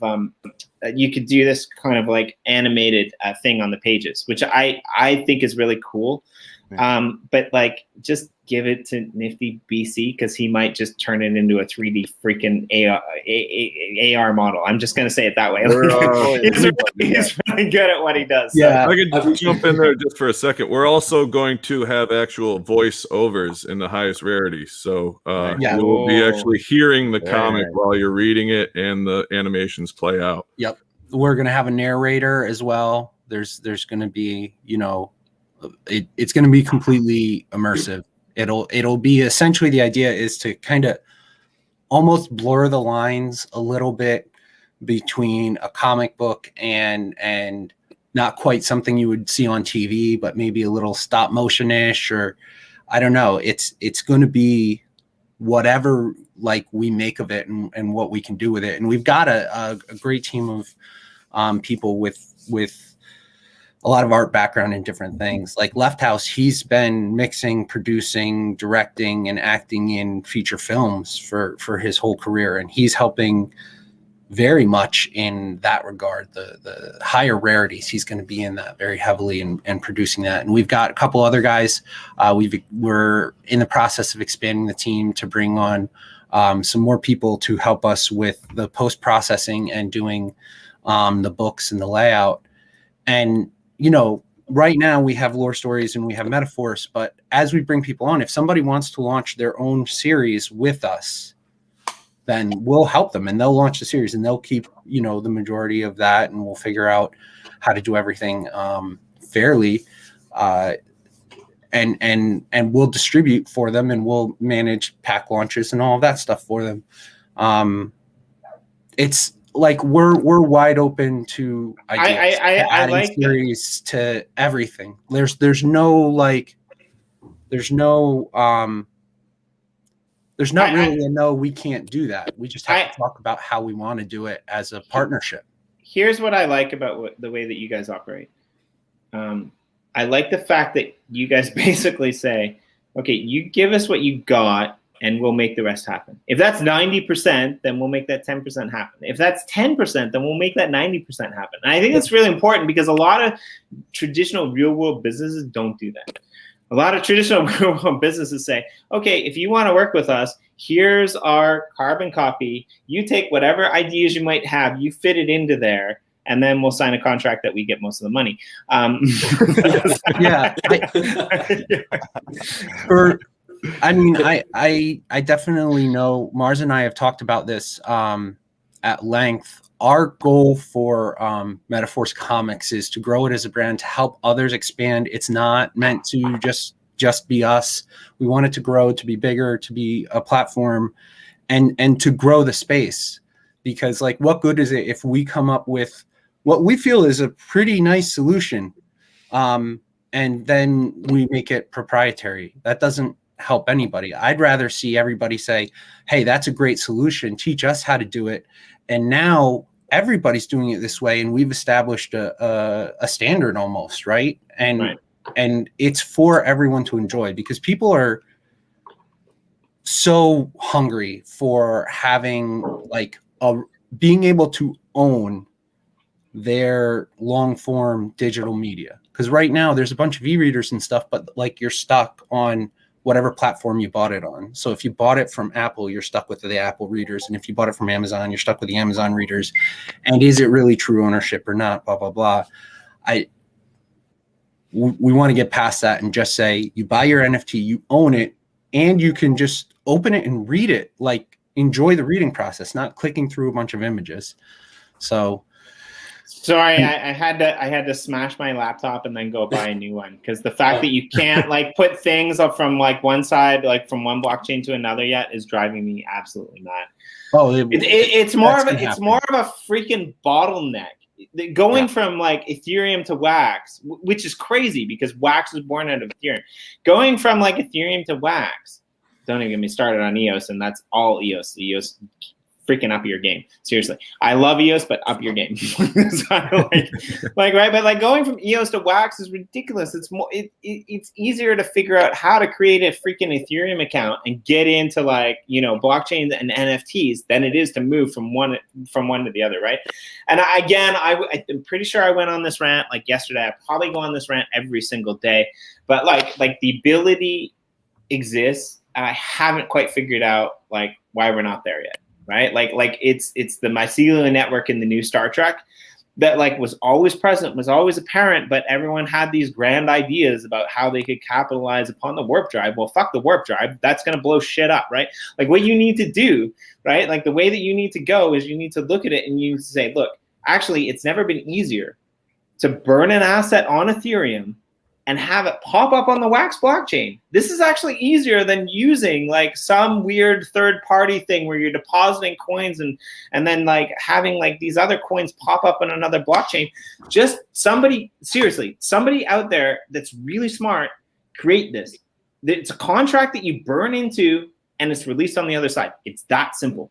Every single token that you want to move, every single DeFi project that you want to move can be represented in an NFT. We're supposed to be talking about comics now, aren't we? Sorry. Well, I think cross-chain bridging and everything is definitely very important. I don't know that it always works up as a burn. A lot of times it works as a custodial solution. But I'm not. Please come on the show, our show, and let's argue about this because I really want to. I really want to argue about this for like 2 hours. Like seriously, let's do that. But cross chain, I think cross chain it's just a period of time. I know for us, there is absolutely the mindset that we will eventually expand beyond Wax or help projects that, like, if somebody's like, I want to launch a comic, but I want to do it on EOS chain. That's no problem. We can do that right now. Yeah, and I mean, Wax are so similar. But then in the future, adding a BSC login or an Ethereum login to our website and helping people on those platforms launch it as well. A lot of the post processing, a lot of stuff that we need to do is to make this happen will be intentionally chain agnostic, so that this same solution can be done on other chains, and eventually you'll be able to go to one website and log in with multiple wallets and see in one spot, like, okay, here's my EOS and my Wax and my Ethereum comic books here. I can read any one of them I want right from one place. Well, and here's the genius of Corey, because like Corey has a tendency to calm me down, which is why I like doing the show. Like if this is just like the Jimmy D show, like only one person would watch. Thank you, Martin. And maybe TC, I don't know. And I am too. Like these guys are all great. But if this is where Corey's right? Like Corey's idea is like we're in the age of like where Hotmail doesn't connect to Gmail, doesn't like all of this kind of stuff, right? So, but like we probably should wrap this up a little bit. But before we wrap this up, I just want to say this one more time to Nino and NiftyBC. God damn it, Nifty. can you just change your name? Like I want to say this to Nino and Nifty. If you guys want to share something, please feel free, because we would love to see what you guys are working on. All you have to do is like at the bottom of the screen, click the share button. Don't worry about interrupting. It won't pop up. It won't. Don't worry about interrupting. It won't pop up. It'll only pop up on my screen. I am the gatekeeper. So like I am the key master. Right. Yeah. So right. And like seriously, can you? Like maybe the Recourier, do you guys have a narrator? Because Nifty's pretty good at this. I mean, yeah, I got something to show you real quick. We do have a narrator, but that doesn't mean we can't have other characters or other narrators or any other number of things going on. I've reached out to my good friend, the incredible Jeff, who is the host of the Fueled by Death podcast by Death Wish Coffee. And he's had the chance of interviewing some incredible people, from Bill Burr down through people who have been on Star Wars movies, and Greg Grunberg and people. But he's not a blockchain guy, but he is a comic book and sci-fi guy to the 1000th degree. So he was the first one that I thought of as a narrator. Hey, Mars, I think Morton's onto something. We're trying to expand our network. Do you want to do a fireside chat with Mars and Jimmy? Like, let's fucking do that. That sounds like absolutely, Jimmy. I can talk to you all day, man. Right? Like, let's do like it'll be Laura-rific. I have my fire right here, actually, because on the Upland Action News, I've been doing story time with Uncle Mars, and I sit down with my nice robe, and I fire up my fireplace, and I read out loud the lore stories for Green Rabbit to the folks. That's awesome. Okay, so yeah. Let's see. Where's my book? Actually, let's totally do that. I want to. I have my story in this book here, so I sit and read it to the folks. That's so good. Okay, we're gonna turn it over to Nifty. Without a T. Well, since you guys were talking about voiceovers, I'll just start. This was an old promo we did for one of the action cards with Senior Lupe. I don't know if you remember or if you know who Lupe is great. But he's an awesome guy. So this was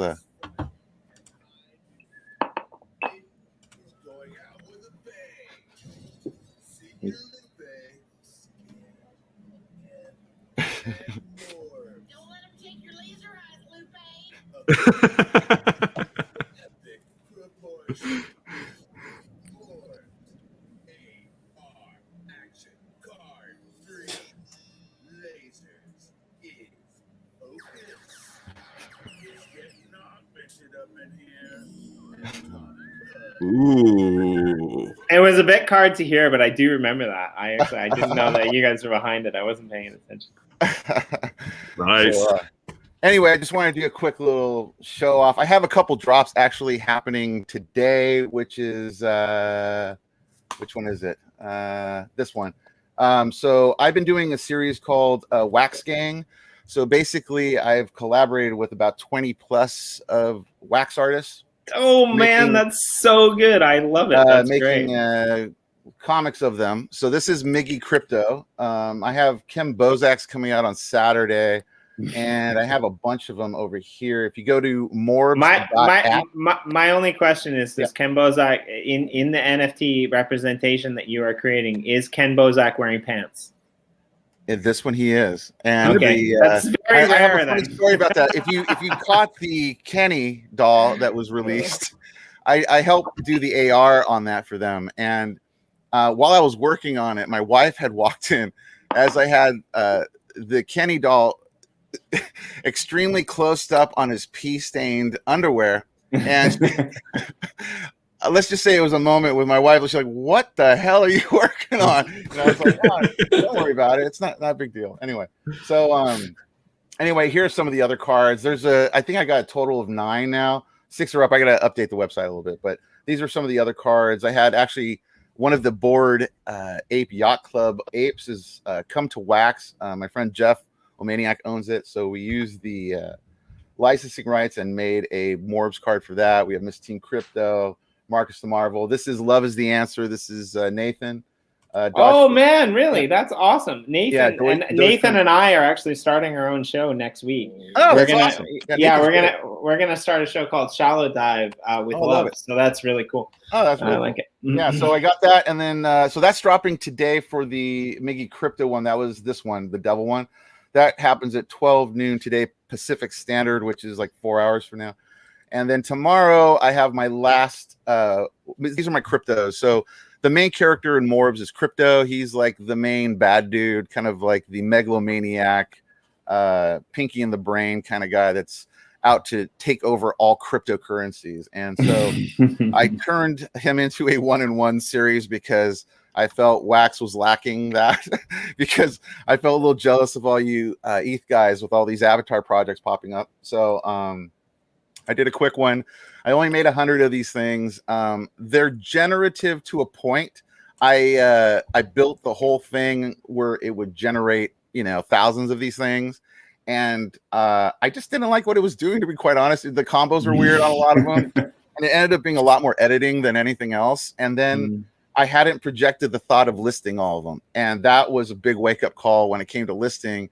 Again, I'm a one-man show. I don't have a team of people that can just go at it. So that became kind of a thing. But now they have other one-on-one things happening now. And then you got the Bros, and I think Senior Lupe has his chummies coming out. So lots of stuff. But anyway, this is dropping tomorrow at noon. And those are the last 20 of them that are available. So on Atomic Hub. On Atomic Hub. I go through Nifty blocks. I love Atomic Hub's ability to make things. I love Nifty blocks for the ease of use. If you haven't used, I mean, Nifty blocks is great, but I love Nifty blocks because of Juan and Jose. Those guys are awesome. They are great, awesome guys. They really are. They're really cool guys, and I think they're doing great stuff for the space. And as much as I love Atomic Hub, they got to change that blue and orange look, man. It's weird, man. I'm sorry, I hate it the way it looks on the artwork. It clashes with a lot of stuff, and I just like the way Nifty looks. It's a little bit cleaner. So anyway, also, and so actually we're actually going to do a deep dive with some of your AR stuff. Cool. Not this Friday, but the next Friday. You're actually going to come on our channel, and you're going to be there for NFT Game Day, which will be fun. And Recourier as well.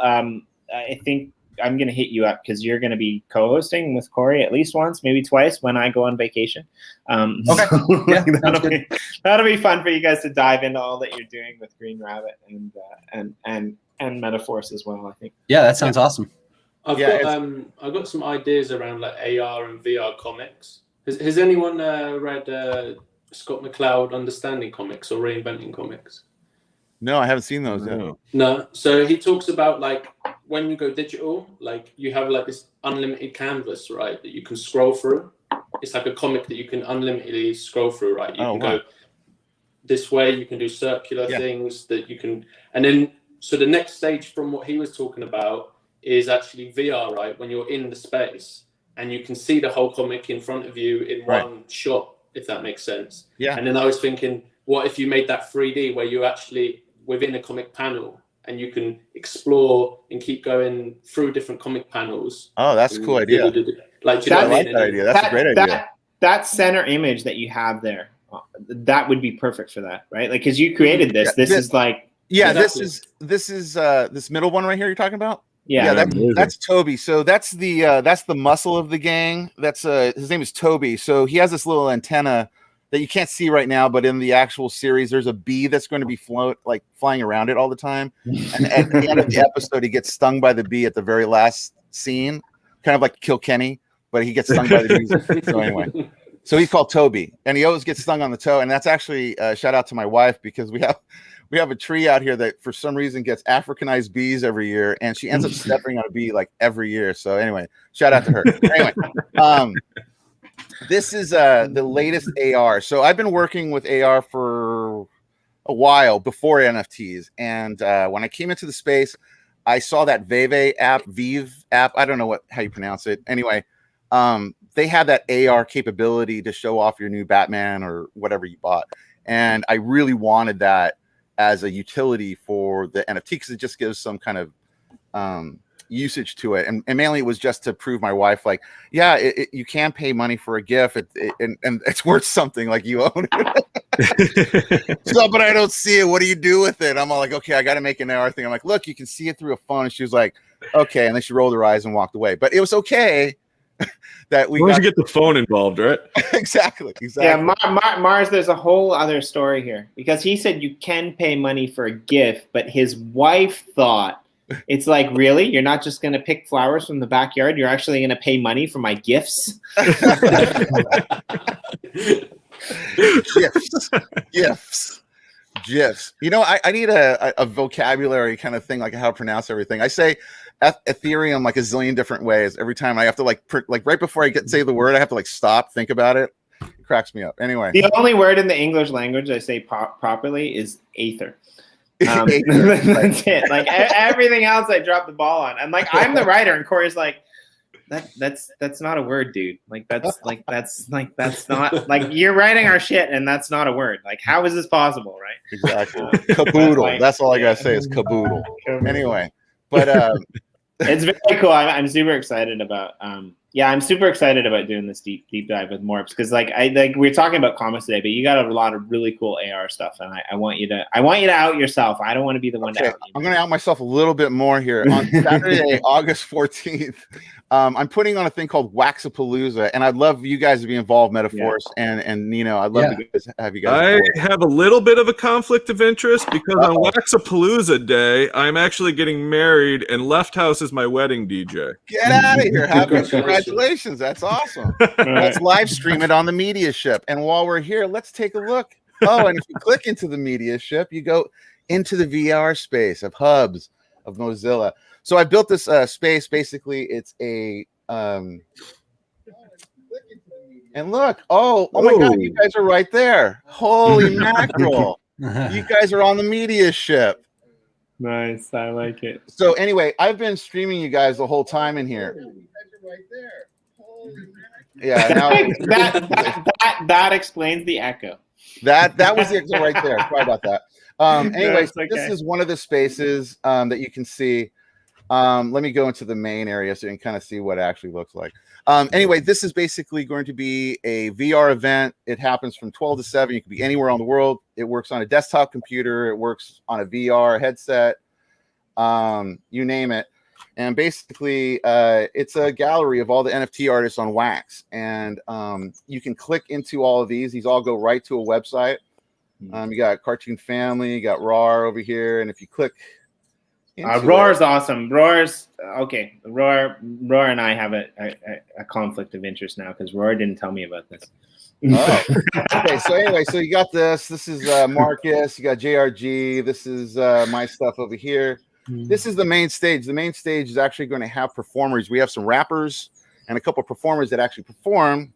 Oh, sign me up, bro. stage. I'm a rapper. And there's Crypto Stash. He's up there on the thing. We're going to have a little. We can put Mars. You could put McDuckin and Upix up on there. Yeah, well, so, I've played live in Second Life a couple times since I got into this world. So we have a little vendor village where people can have booths. Inside here, you can have videos playing. You can have links to your space, to wherever your collections are. Back here, we have Robert Bone stuff from Boneheads. He used to work for Adult Swim. He's an amazing animator. Love his stuff. It's really freaky, actually, but I kind of like it. And then that's flip face, right? Yeah. Have booths. This is I don't know if you've had Damn Tasty Corn Chips on. They're great. This guy's an amazing artist as well. So anyway, this is the space. It should be filled with people on that day, and it basically is just a marketplace that's open for people to come in, check out art, click on art, go actually right there and buy art if you'd like. There's going to be 4 different rooms. One's going to be an auction room. One is that media ship, and then one's just a hangout room, basically, from that point. But I kind of feel like we're gonna have to have a conversation about setting up an Oxymorons or Yoshi drops. I think I could definitely hook up with you on this. I've got to go because I've got an 11:30 meeting. So I wanted to say goodbye and thank you everybody for your time. It was awesome. And then Nifty, yeah, definitely look me up. You can get my contact info or whatever from the website. So just check out Metaforce Comics and then get a hold of us, and we'll hook up. Sounds good, man. And yeah, Nino too. You want to? Yeah, Nino, you too, for sure. We're totally down to talk with anybody and make something happen, no matter the parameters. Cool. Nice to meet you, man. Yeah, nice to meet you. We'll talk to y'all later. See you, Rick. Bye. Oh, what happened? So something weird just happened. Oh, there we go. Okay, I see. That's just my computer, so I can share my screen. Is that right? Oh yeah. Just share your screen whenever you're ready. Yeah. I see what you did there. I mean, right? Sorry, I was just gonna say I love that idea, that setup. That is I'm gonna have to reschedule my wedding. No. So can you see this? Space is there for you guys anytime, man. So perfect. There's a Lollapalooza reference on page 1 of Metaforce. Oh, is there? Awesome. Perfect. So this is just this is our website. So when I was saying about the Scott McCloud thing with like the unlimited canvas, right? So imagine you could just keep scrolling down forever, and this comic would be like just keep going and keep going. And do you know what I mean? So like that's what the internet does, I guess. And it'd be really awesome to actually like speak with you guys at Metaforce about, because you've got the page turn, but also figuring out ways you could do circular narratives that you can scroll through. Do you know what I mean? It'd be really interesting to talk about that. But what was that? There was that power. Sorry, Mars. Go ahead. I didn't mean to cut you off. No, I was just going to say quick, we've, because of the animation, for the first time ever, I've actually been drawing, things that are not on the static page so that they can move in while we animate it. So that's been a new piece of the process as well, is actually drawing pictures bigger than the page. So we have animation material to scroll through. But there was that, there was that for the longest time, the only way to do a presentation, which drove me crazy, stop doing PowerPoints, people, especially if you're just going to read off the freaking screen. Anyway, there was that PowerPoint presentation that like just presented itself in that form where you scroll through the pages, right? But there was another one that came out by a Canadian company not so long ago, maybe 3 or 4 years ago, that like, I can't remember the name of it now, but it was basically a circle, and you would go around the circle, and you could like, it wasn't chronological. You could move from like this area to like 3 or 4 different other areas. I don't know if any of you guys ever saw that, but I like that kind of for the vision of it, right? Like, I mean, it's interesting because you guys bring up a really good point. I was a smoker for a long time. And when I decided I wasn't going to smoke cigarettes anymore, I bought one of those IQOS things. And the reason that the IQOS thing or the glow thing worked for me is because I still got the feeling of the tobacco filter in my mouth. And now I don't. Now I don't use nicotine. I use something else, right? But like I kind of broke that habit of having the tobacco thing in my mouth. Now, why do I bring this up? The reason I bring this up is like Kindle. What Kindle did is like from a reading perspective, it's so much better than an iPad, right? Like you can sit on a beach and read a Kindle, right? You can't sit on a beach and read an iPad. That's not going to happen, right? But it's still that like kind of the flipping the page thing, like the real paper in your hands that kind of got me, right? That gets me. So like I'm torn because I like the idea of just having this running comic that you don't have to flip the pages for. But at the same time, the way that like Metaforce is created where like the page doesn't really turn until it's turned, that's almost realistic, right? Does that make sense? I think there's a place for both. I think right? Do you know what I mean? Like there's always a place for both because you still want that experience of like having something right in front of you and turning the page. And then also if it's the right story or the right narrative, it's going to be this endless thing. Like, do you know what I mean? I think it's all about telling the story in the right way.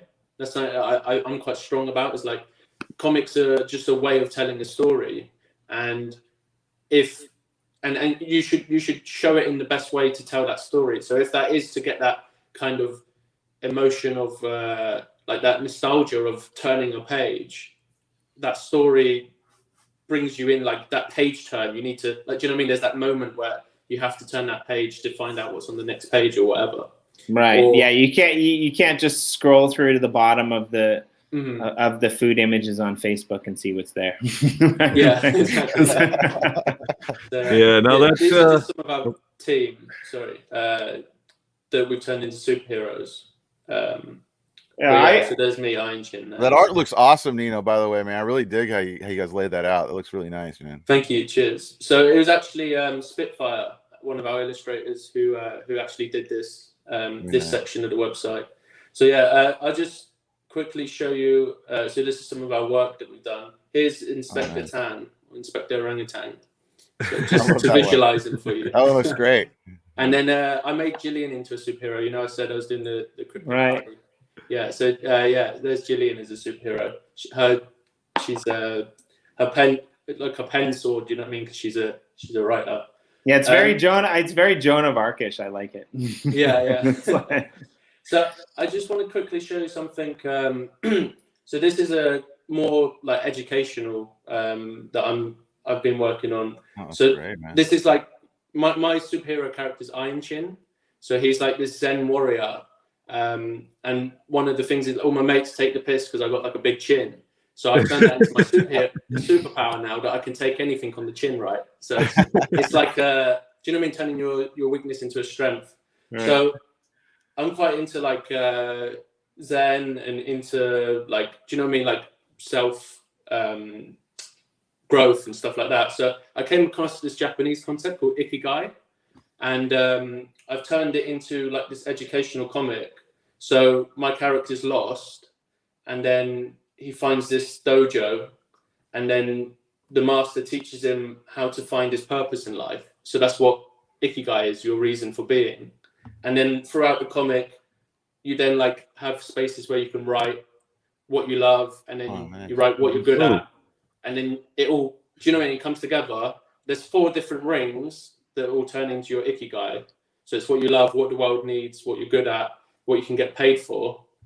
And then, so this storyline is going to be my character as a student going around to these different masters and eventually becoming the Iron Chin, if that makes sense. So I'm giving my character like this backstory in the long run. So. Hey, Nino, you said you're on the ETH network, correct? No. I haven't published any NFTs on ETH.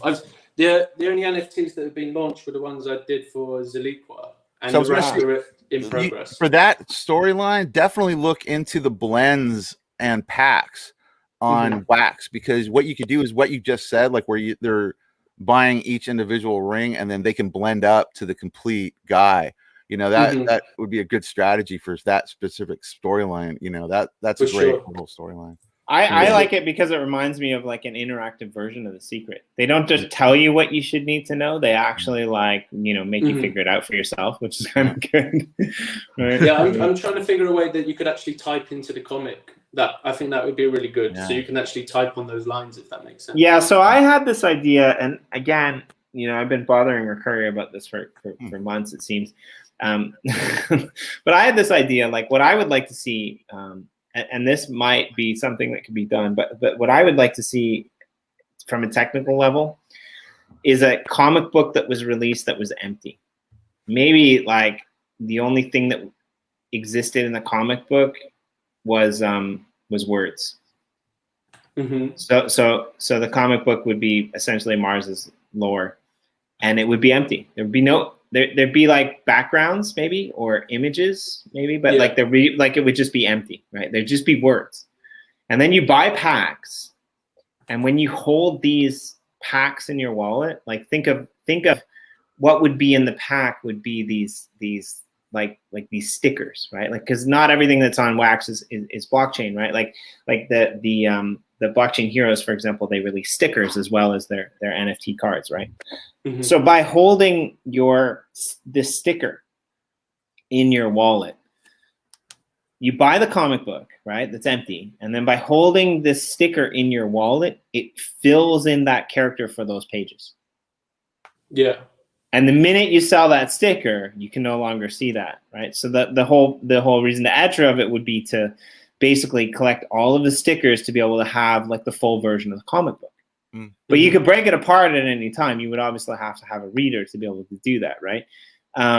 Like, if anyone can do it, it's Metaphors, by the way, because those guys are geniuses in a way. But like seriously, like I think this would be like a really interesting thing, right? But of course, there's no money in it, and nobody wants to gamify it. But like what Mars was saying, or sorry, what Nifty was saying about your thing, that's really cool. Like, what if you could change out that one section by somehow leading people to mint their own NFT? And you could upgrade that one section of that comic book, or that one section of that page, mm-hmm. as your own personalized NFT that made it a 101 original. Yeah, interesting. Right? I'd be really like, and that, like, this is what I'm here for. Like, I'm not here to create shit. Like, I'm not here to make money. I mean, I'm here to, like, I'm telling you, I'm like America. I want to empower people who are smarter than me to do the shit that makes this space great. I know. When I first headed down this road, I'm a total purist with comics. I mean, not that I'm not open. Obviously, you have to, use everything at your disposal, like Nino was talking about. That's very intriguing. But like I'm the guy who was at the comic book store. I'm sitting right here next to 4 long boxes of comic books. Not a single one is graded, because some of the best art is on the inside. And that's a lot of the appeal for, the comics. Part of the reason we didn't parse it out, so you had to collect the pages, is because I wanted you to be able to tell the story. And the last thing I want is for you to get the last page before you get the first page. Mm-hmm. So, we really approached it from just a standard comic book. There's definitely room to get playful, but a lot of that has broke my heart in the real comic world. Is to retain any value, you get a comic graded. And then all you see is the front and the back. You don't read the story. You don't see, 90% of the art. There's just so much that's gone, and it's depressing. So like that's originally why I started down this road. You bring up an interesting point though, right? Because we live in this world that's a globalized internet world, right? And SEO matters, right? Like your search engine optimization matters. This is what makes a difference, right? Like Sean's really good at this. Like, he was in here earlier. He's like, smash the likes. And I'm like, I'm hosting, co-hosting this. Corey, we're just like, hey, whoever's here, like, come hang out. We'll have fun, right? Like we don't really care. But a lot of these people who are in the comments, thank you, because you're always basically helping us out to get that ranking. But the ranking comes from essentially opening that comic book. Imagine if we lived in a world. Okay, I'm going to blow your mind here, Mars. Imagine if we lived in a world where the more creases on the comic book page that showed that it had been read increased the value.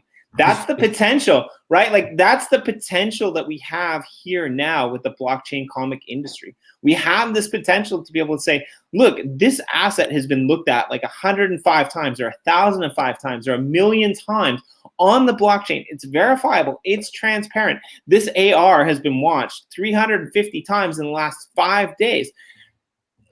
doesn't that like insinuate value at its at its core level, right? And I think like we need to rewrite the script and change the paradigm, and we have the opportunity to be able to do that.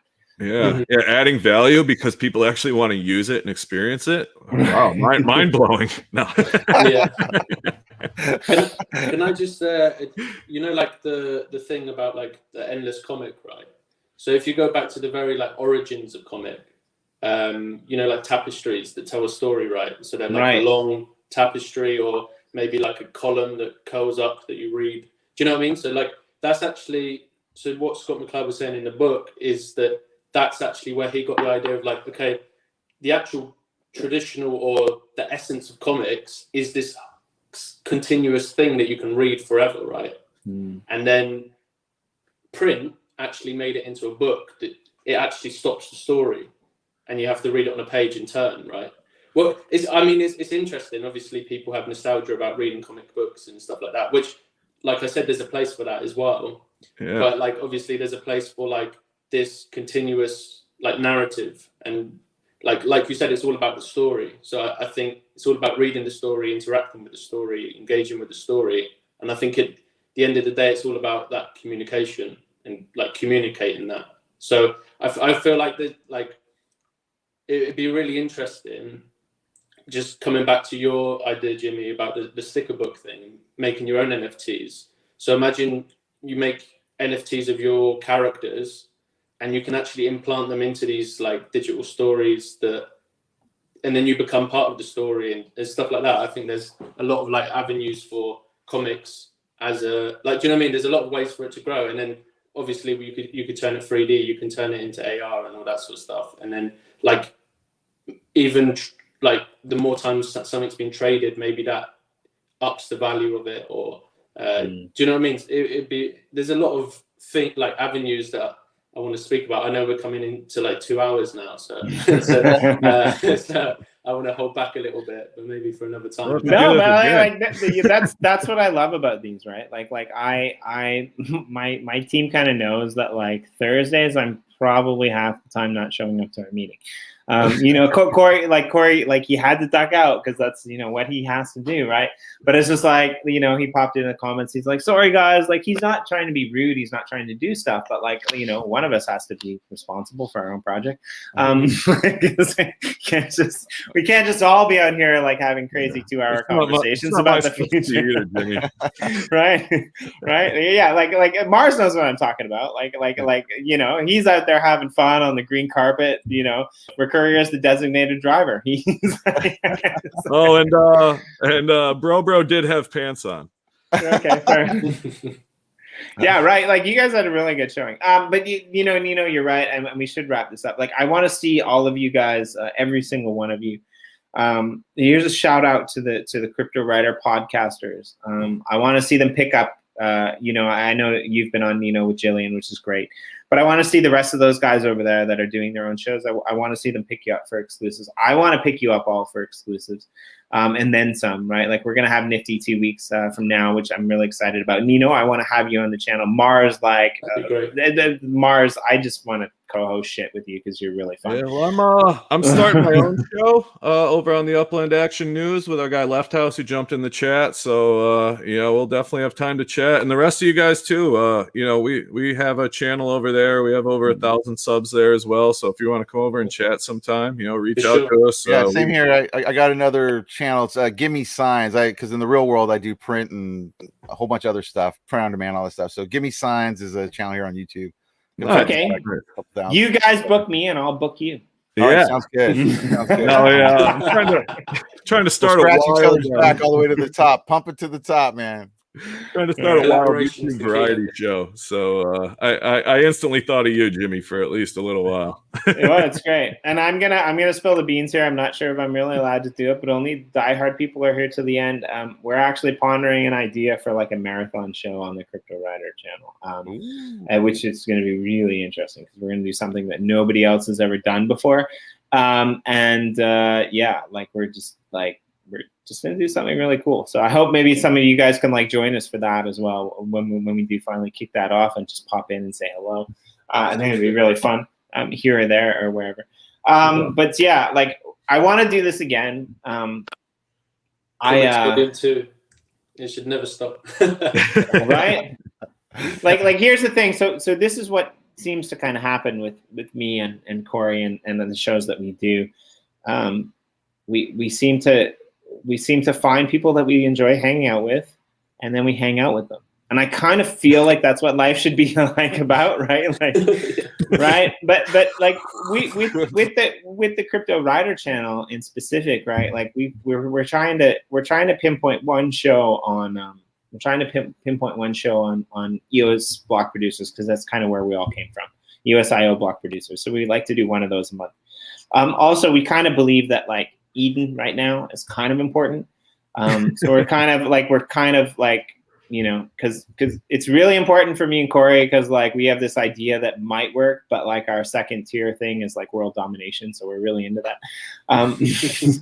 So we're trying to do like one of those kind of a month for now, and then we just make like random things like this one, and I kind of feel like we need to do a reoccurring art on the blockchain. We've done a few of them before, but they've always been really focused. It's like we did a Woka one with women on crypto art. We did this one with like cool NFT art, but I kind of think I'm going to broaden it out, and I'm just going to have people come in because I really like the second half of this conversation, especially after we got all the pleasantries out of the way and we were introducing people to our projects, all that kind of boring shit. And we actually we actually got into the nitty gritty where we were looking at like what other people were doing and how we could collaborate and make this a better space, right? Like I would love to see a monthly podcast where, you know, I can mix you guys up. I can throw you guys into the mix with other people, like not even necessarily comic book artists, but like NFT artists. So, you know, people are creating cool shit. Like people are doing like music videos, whatever, and throw you on this panel and just fucking make dreams happen, right? Like make dreams come true. I'm doing music videos too, Jimmy. I'm doing music videos too. Right. I think and Mars, seriously, I'm going to talk to you because we're just going to do something. God damn it. After your wedding, after your wedding, because I'm going to make you fall in love with me. I got to focus a little bit for the last month on the Metaphors Issue 1 because I've been totally neglecting planning anything for my wedding. I flew to California to go party and launch Green Rabbit. So I got to buckle down a little bit.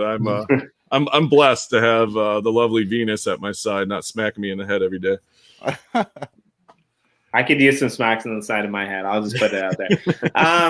Anyway, guys, thanks for joining us. We'll see you all.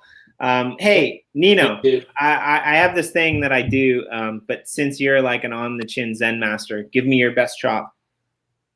What's that? Give me your best karate chop. Karate chop? Yeah.